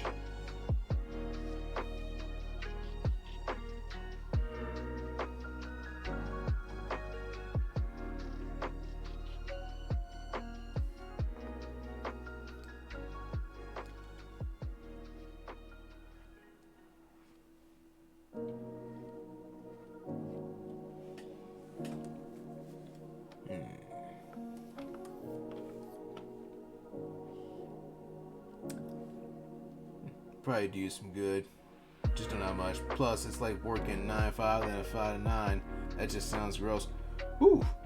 I'll tell you, when I first moved to my current location, that was pretty much what I would have to do. My night shift was originally a 12-hour shift, like from 10 p.m. to 10 a.m. And I would then I would try to get a little bit of sleep, maybe only 4 hours of sleep at best, because again, insomnia. And I would try to I would still try to sit down and draw something. But when you are doing 12 hours of manual labor and you don't get enough sleep, no matter what you try to do, it's just like, bleh. And while I appreciate not doing 12-hour shifts right now, I miss the money. They cut our hours after like the busiest time of the year. They cut our hours. Now we're not getting even 40 hours a week. All the more reason why I'm trying to improve everything and remind people that my commissions are open.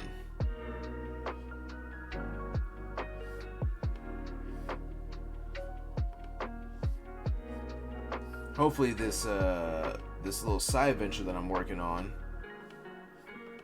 which involves an LLC, will kind of take some of the pain away. the person who's helping me with this, apparently he knows someone. He knows who I can talk to.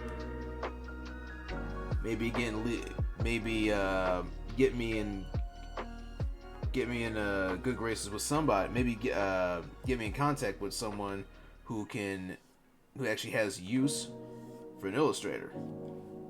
So hopefully things will be looking up pretty soon, but we shall see. I don't want to be too hopeful. But having your own business, having your own company, it definitely looks good on your resume.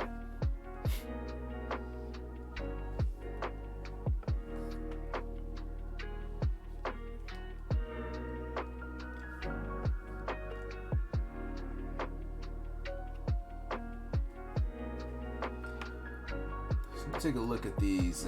I have a picture of some dice that I'm going to be using as my reference, because we're not going to exactly use these. We'll use the basic shape, but the actual, like, the numbers and whatnot, they're going to look different.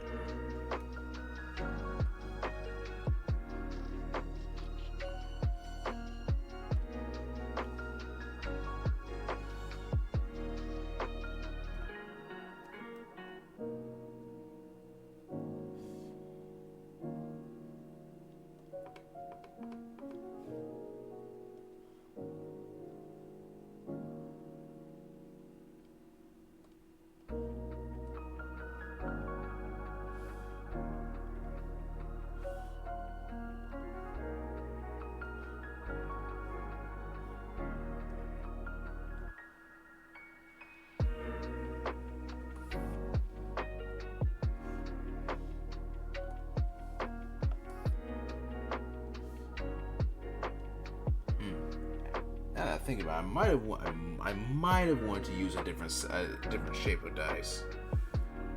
It's okay. We'll find a way to make this work.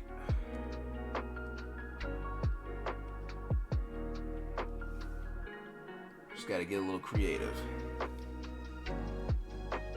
It's probably best not to overthink it.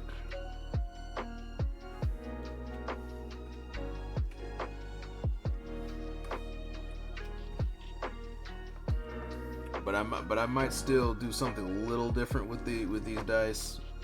I might straight up take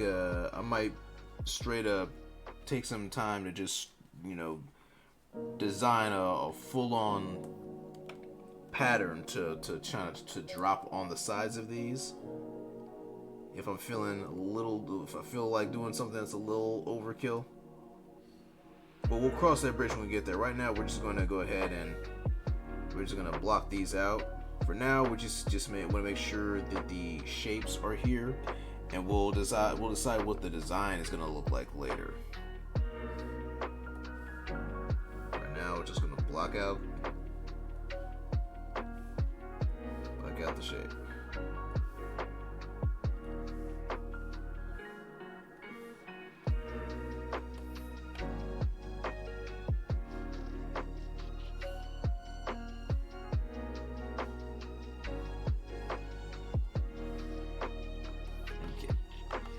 Now let's finish. Wait. Excuse me.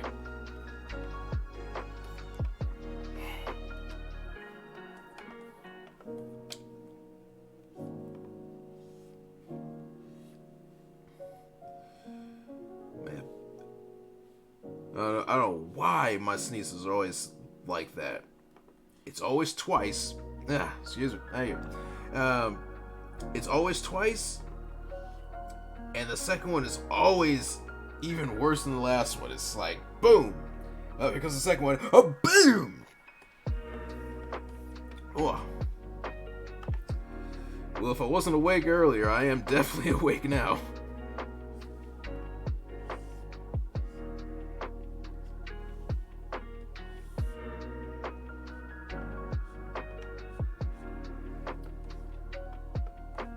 First one was like, I tried. Second one was the real deal.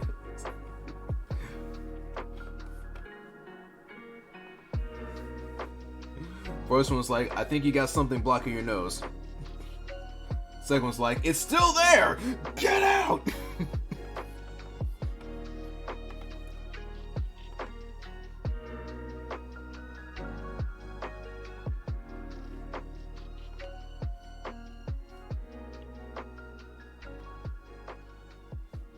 It's too dry here. Ooh.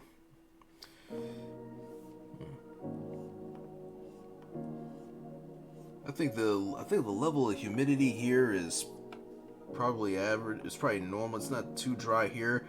The problem here is that the wind is just constant. You step outside, take the trash out. Feels like just the wind is constantly trying to knock you on your ass. And why is it that desert here?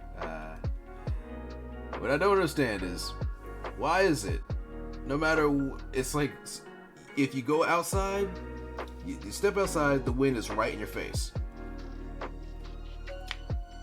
It's like you're walking. This might just be me. I might be just imagining things. Blade noses every week. God damn. Yeah, I've moved to certain places where it's dry, and I had that situation too. It usually happened to me right when I woke up in the morning. Where I am right now, what I don't understand is, like, I step out of the apartment and drop off my trash. On the way to the trash can, it blows. It just blows right in your face. On the way from the trash can back to the apartment, it somehow still blows in your face. Did the wind suddenly, like, change direction just to taunt me?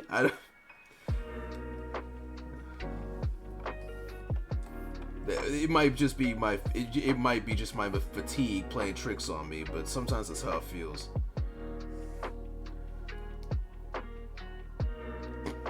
Bloody noses every week. That just, if that's 10, 15 October, currently back to 95, bro. If it's like that, like, that sounds like it. Like, here's to hoping, like, there's a way to remedy that. That just does not sound right. That sounds like you, like, wherever you are, like, they should have, like, some, like, advice and some medication for people. Like, hey, there's 0% humidity here, guys. We know what you're going through, so make sure you pack some of this and some of that for your respiratory system.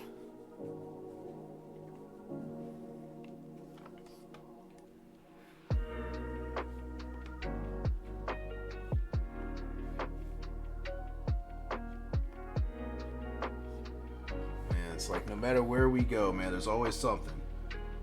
The weather is it's either too dry, it's too wet. You got tornadoes, like, man, it's always something. But sheesh, the idea of constant nosebleeds. It's really funny watching the rain, though. When it happens, I swear it's on a single house.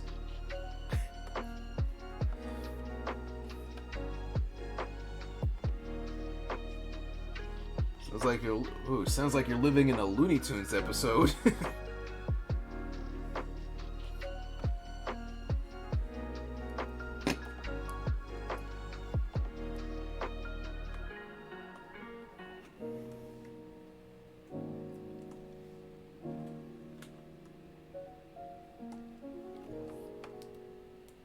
Probably am.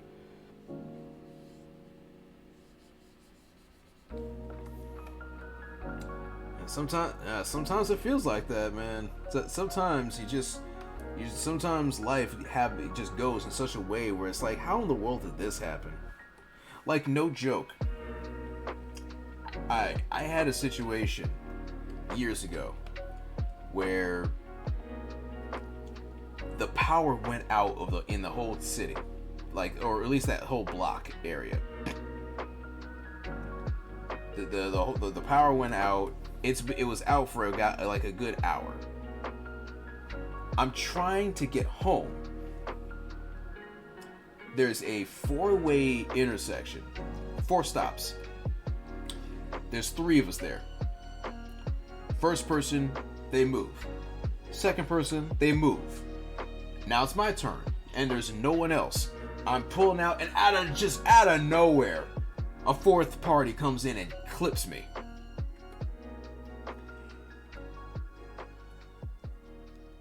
And right after they clip me, and we both stop and notice what happened, boop, boop, boop, boop, boop, boop, the power comes on. Lights come right back on. It was like, the timing was perfect. Trying to be careful, taking my time, giving everyone the right of way, and then out of nowhere, boom, you come out of nowhere and you hit me anyway. And then the power comes back on.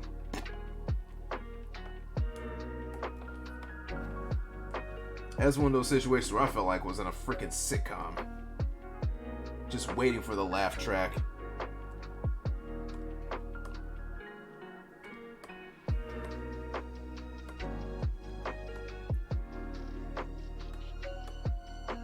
Blame test.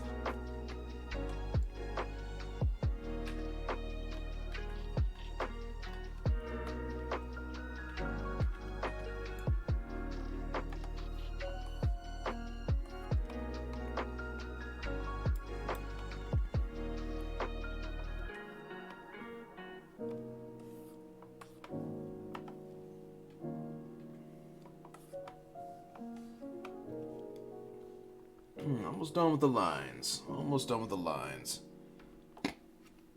Go ahead and add this.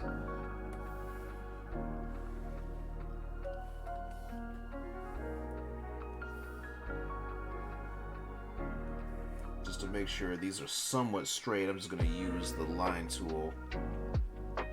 And then I'm going to start editing it from here.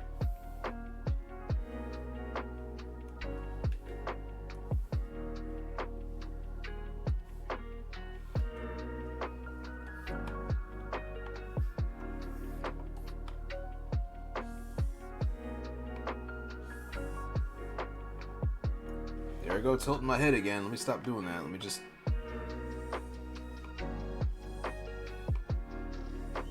There we go.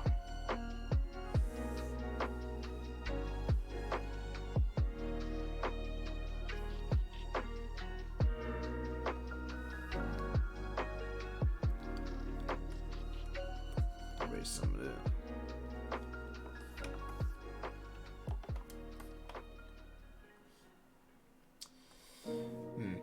After this illustration, like the first illustration I did this month was my own OC fan-made character based off the Helltaker series.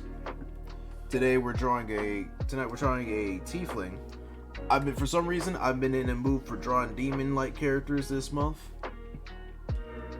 I think the next illustration, since I brought up Mortal Kombat, it's gonna be I think I'm gonna draw a meme picture. I'm gonna draw Ashura, specifically the most recent design, the Mortal 1 Kombat version of Ashura, because the way she was acting in the story mode, she was way too obsessed with killing demons, and the way she said demons is so funny.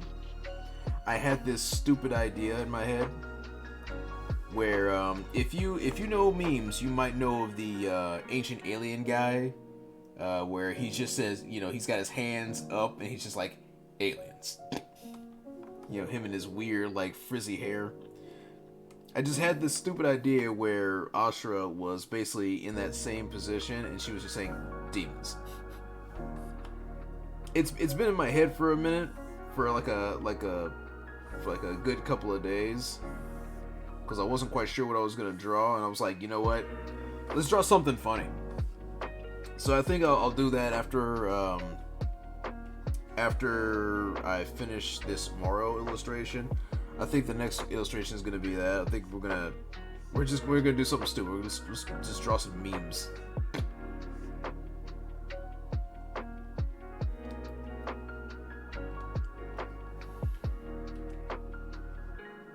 So Sometimes you just want to draw something that nobody really asked for.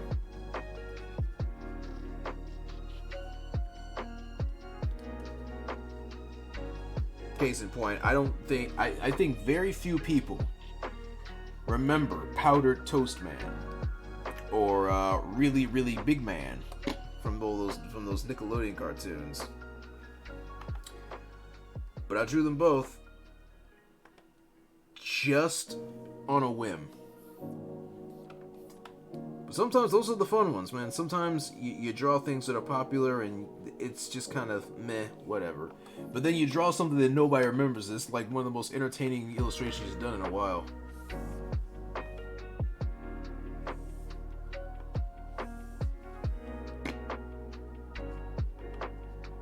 And then months later, someone you say if you post it on like social media, and then someone like made comment like, "Holy crap! I thought I was the only person who remembered that."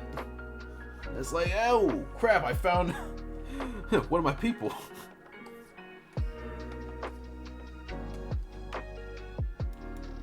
What am I even talking about anymore?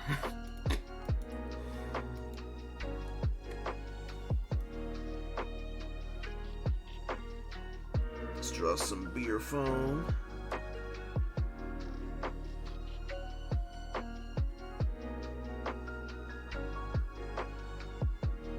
Doesn't necessarily have to match the original line.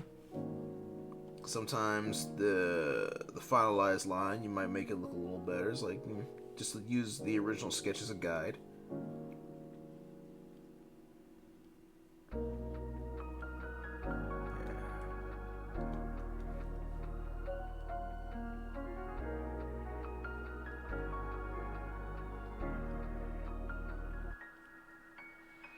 Yeah, something like that. But then I'm gonna have to erase this line here, but that's okay. Easier to do in digital than it is in the remembering the tick and a person going, "You mean the live action one that got canceled?" Oh, dude, I do remember that.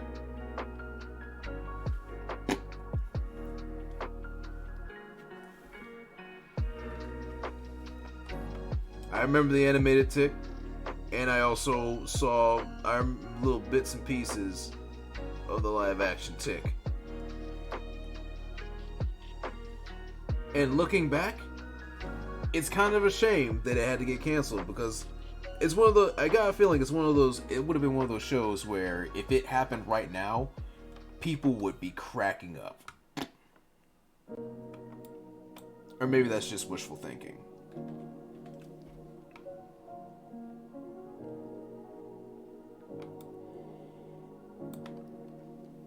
Ooh, man. Woof.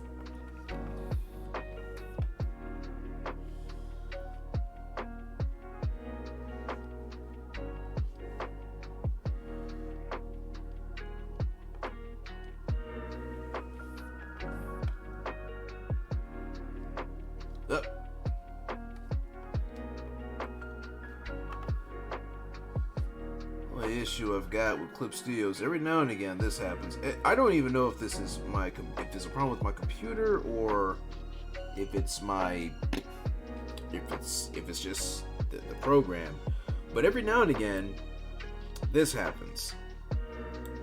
Like the pen sensitivity just suddenly vanishes, and it's like it's just one nasty mess, and it gotta wait for it to reset.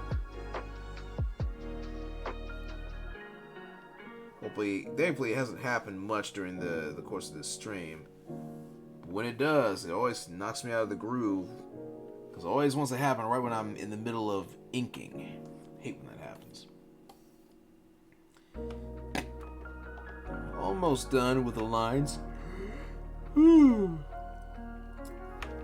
we're gonna drop in the quick basic colors and take it from there. And after I drop the colors, I'll decide if I'm going to keep going or if I'm going to take a break.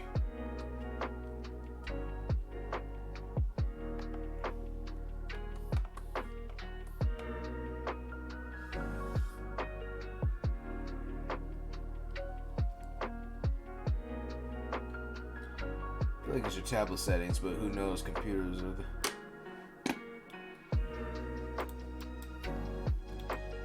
I don't know. It might be the tablet settings, but this did happen to an earlier tablet I had.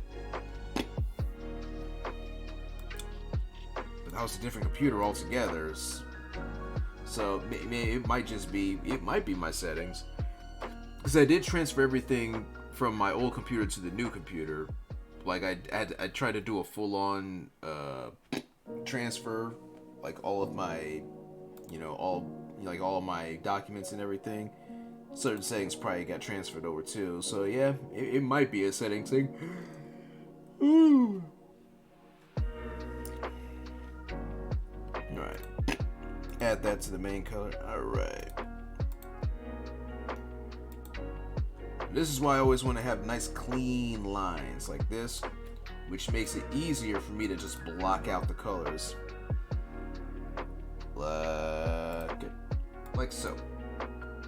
Boom. Now I know exactly where everything is, and I know I won't be going outside the lines.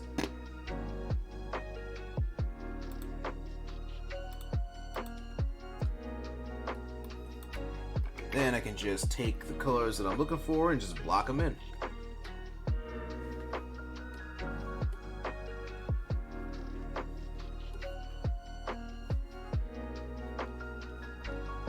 However, due to the way the texture of my pen being a little janky jank, if I'm not too careful, I could still end up with some gaps here and there. So let me fill in this real quick and see if that fixes it.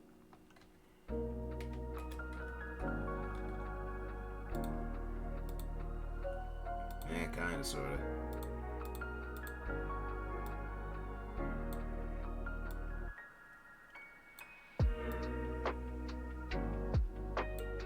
There we go.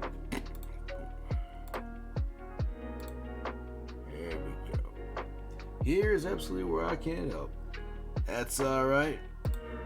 That's absolutely fine because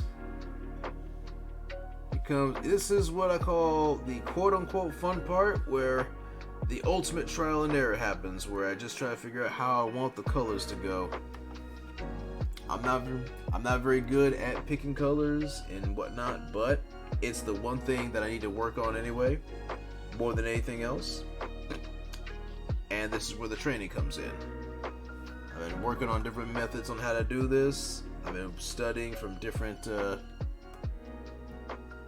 artists online who have their own ideas, and much like Bruce Lee, I absorb what works for me, discard what doesn't. The question is, when am I gonna reach that level where I can start adding that which is specifically my own? Round gouache. Every line is barely a line.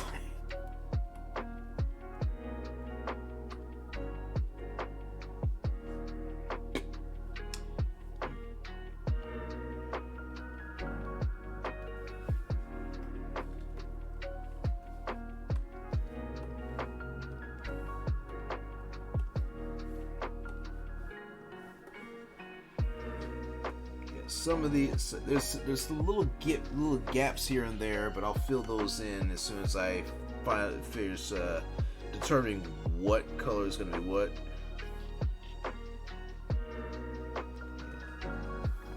That'll do. These eyes are going to be a little weird.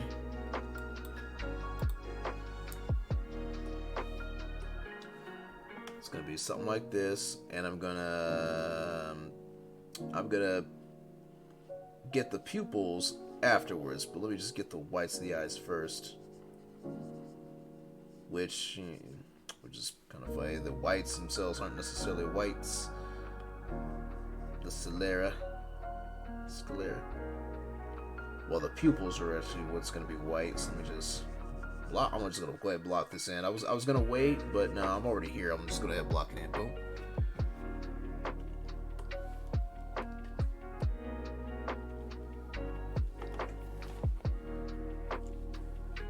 And we can use the whites that we use for the pupils. We can use that to also fill in the teeth.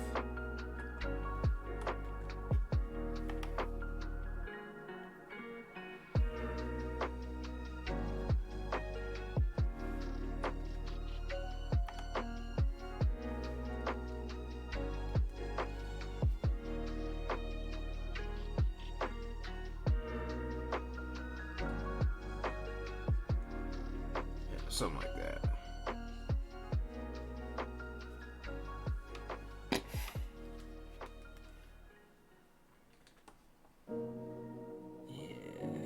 Yeah.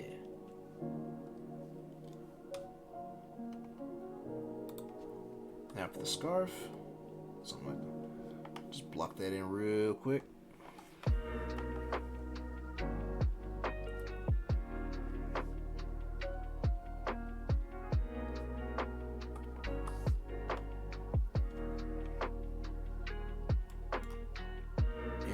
His leather.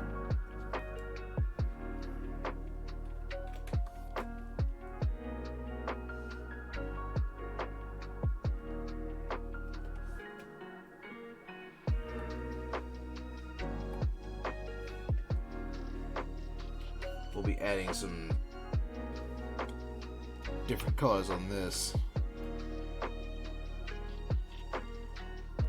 because some of this is going to be of a brighter color, like this right here. Let's make it a little brighter, just a little brighter so people can see it. Yeah, that'll do. Yeah.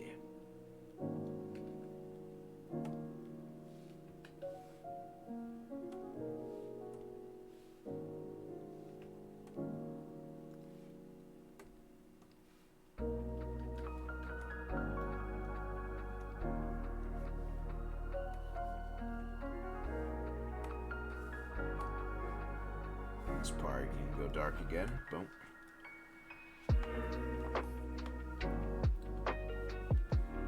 A little bit of color correction here. Clean this up.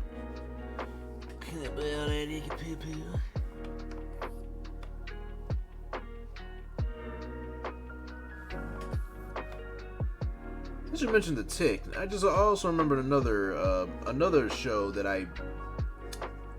another animated show that I only saw a little bit of. They did an animated adaptation of the game Earthworm Jim.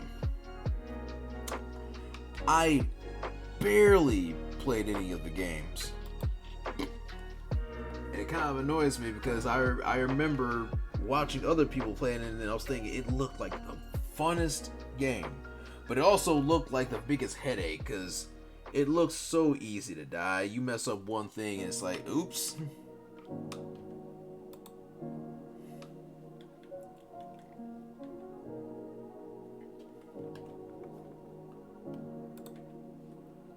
Most of my experience with Earthworm Jim was actually from both the N64 game and the animated series, which was really weird. But it was still pretty fun to watch.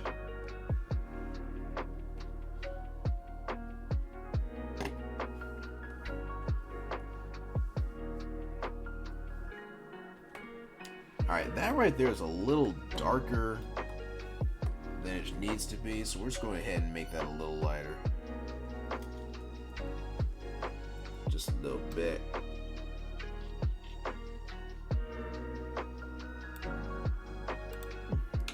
And make this one also a little lighter because this needs to be. Wait, that ain't it. There you go. That should do. Also, Calvin Hobbes, Jazz the Jackrabbit.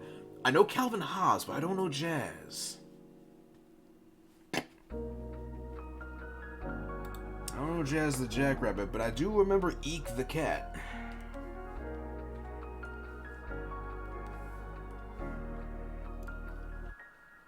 There's a decent amount of stuff that I remember way back when that I didn't get a real chance to watch.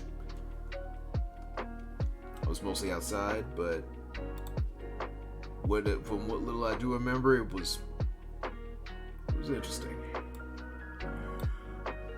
Woo.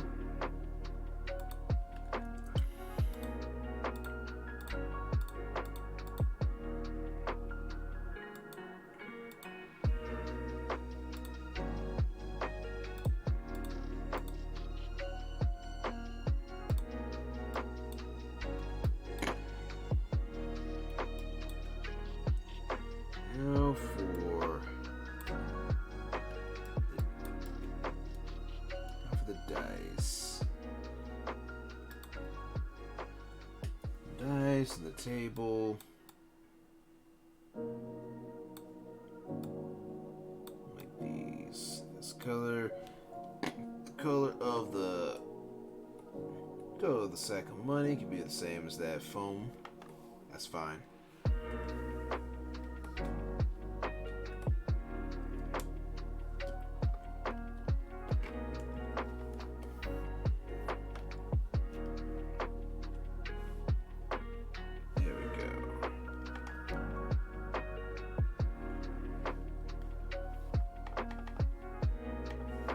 A little bit of cleanup here.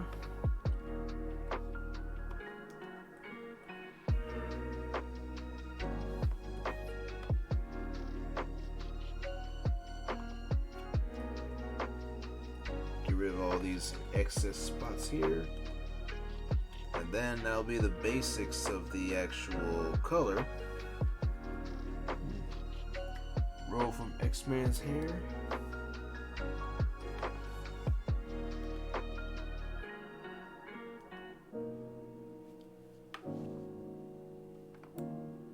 Well, it does kind of look. I can see the color scheme. I kind of see it. That took 90% of the book, bro. There was a lot. I don't know how much money went into the X-Men animated series, but man, it was worth it. That was some good stuff. But if you haven't seen it already, they did, for some reason, when they sent it over to Japan decided to do their own intro, which just that was ridiculous. They went all out. 2 different types of like intros for the Japanese intro, and not only did it look absolutely awesome, it was also false advertising. The fights that happened in those intros, that never happened.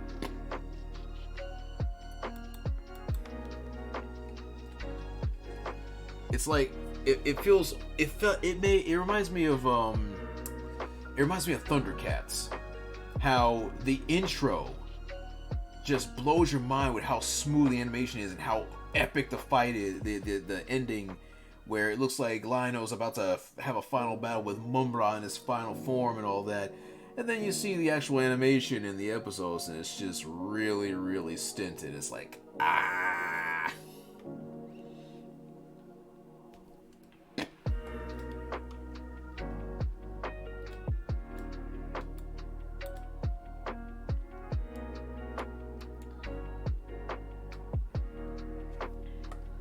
Now we got the basic. Now we got the basic block in.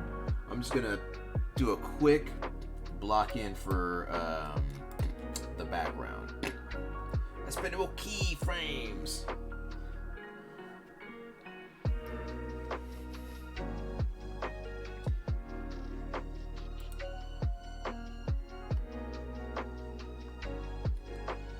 Honestly.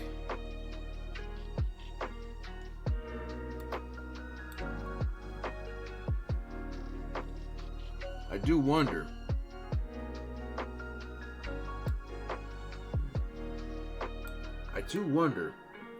What would have happened.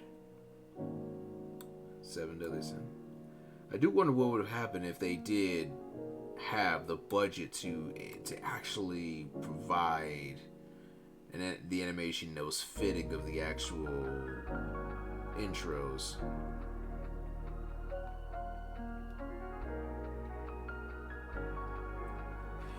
I mean, it would have taken forever, but man, it would definitely been a lot more memorable.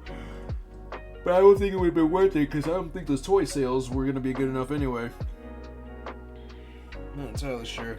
Alright. Right now. Let's go paint it all. Alright. So that's just the basic of the tone. What I'm gonna do now is I'm gonna block in a few shapes. That's gonna be like the fixtures on the actual building. Let's see. Color similar to the mug. It's gonna be wood. Make it a little darker. Not that dark.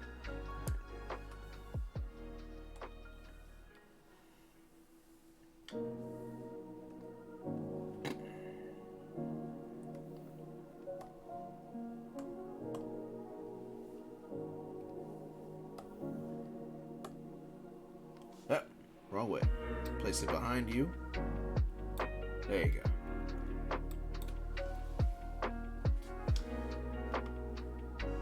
Now I want to make a window. But this might be a little tricky. But I'm going to try something.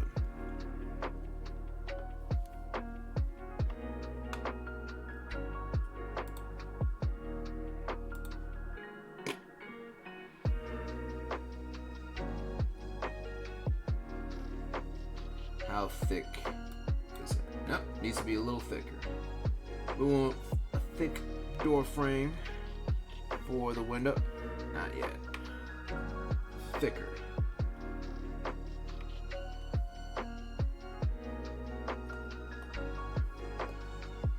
Yeah, there we go. Something like that. And we're gonna put it right here.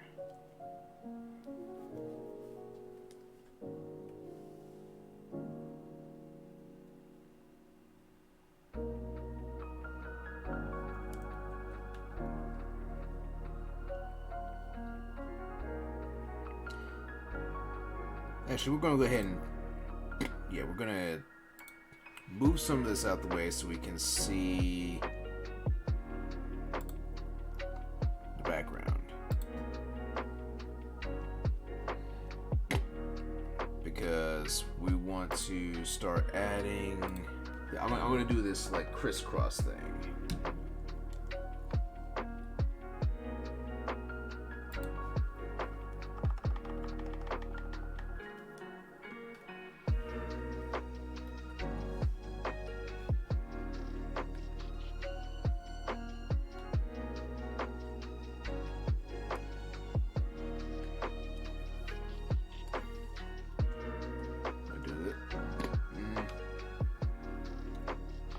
Make it a little thicker.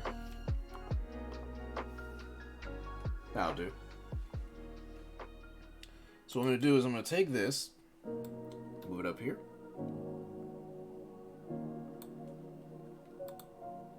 I'm going to copy it. I'm going to drag it down.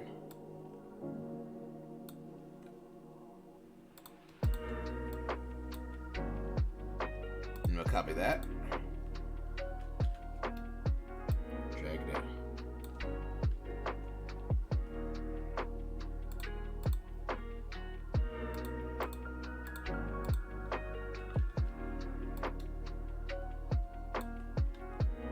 What the? Hold on.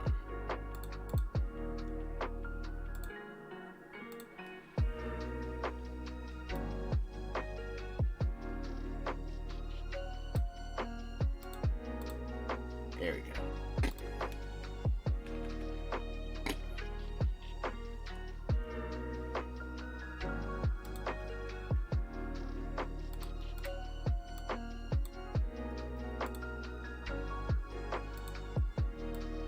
Then we take that, take all that, copy it again, move it down.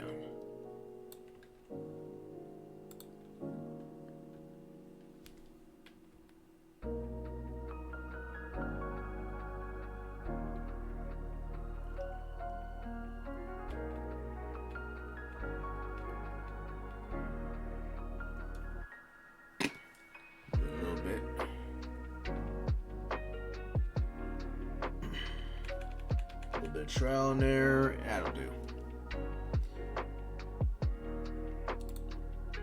combine all of that. And then we're gonna mirror it. Copy it, transform, flip it. Yeah. Yeah.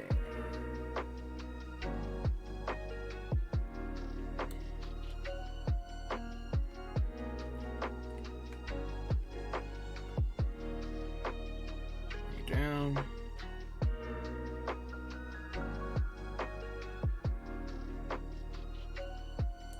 Something like that. Then we combine it all.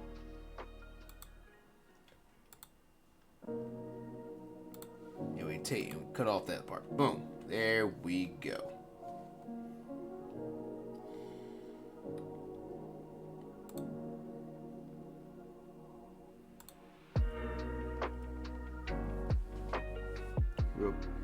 Just a real basic setup. I might add one more pillar. Move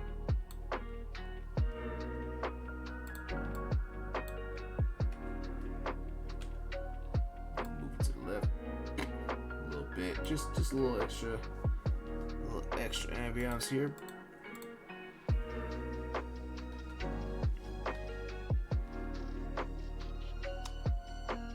And we're also going to add a little something to the outside of the window. So we're gonna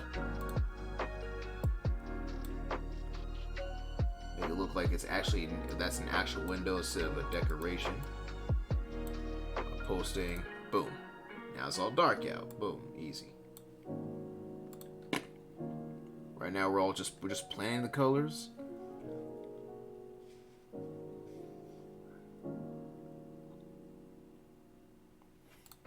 Not bad. Now what I'm gonna do is I'm gonna take this and I'm going to add one layer, and I'm just going to multiply, and I just want this to be a little dark. I want to make a little bit of an ambiance here, so I'm going to take everything we have in the background, and I'm just going to add a little tone to it all, just to see what it looks like. I don't know if I'm going to keep this.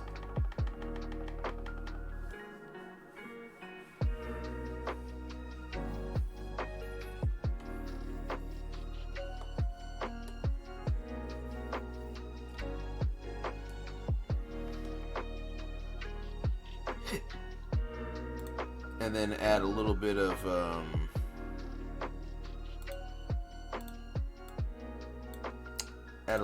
glow to make it look like there's some candlelight happening, going on. Add a little glow down.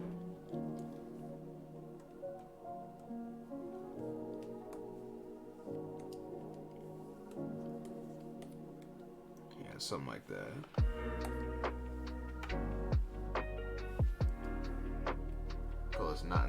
Color's not all there yet.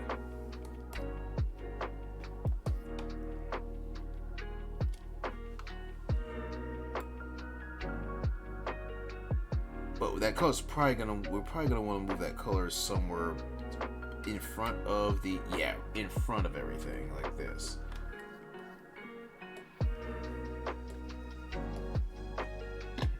Just something to work with here. An idea. I'm not entirely sure how this is gonna. I'm not entirely sure how I want this to look, but I have a bit of an idea.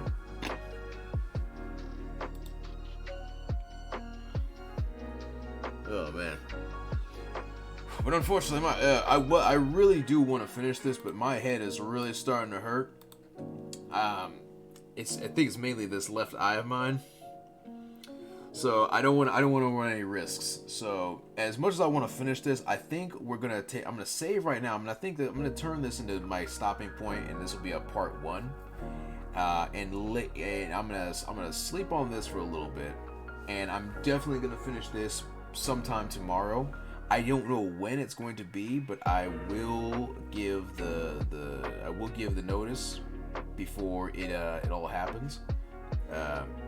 When I'm actually going to start streaming. and we are going to finish this. And if I'm feeling froggy, I'm gonna immediately start working on the next drawing, because once I get started drawing, I don't want to stop. The only reason I'm gonna take a break right now is because my head is really starting to get to me. But I'm liking what we've got so far. I'm gonna sleep on it. If there's anything that needs to be changed, we'll change it. But we'll get to that when we get to that. So for you guys who stuck around for as long as you did, much appreciated. Especially, from newcomers to people who've been here for a while. Thank you. And thanks for watching. And until next time, take it easy. Memento Mori. And I will catch you all in the next one. Kill the feed.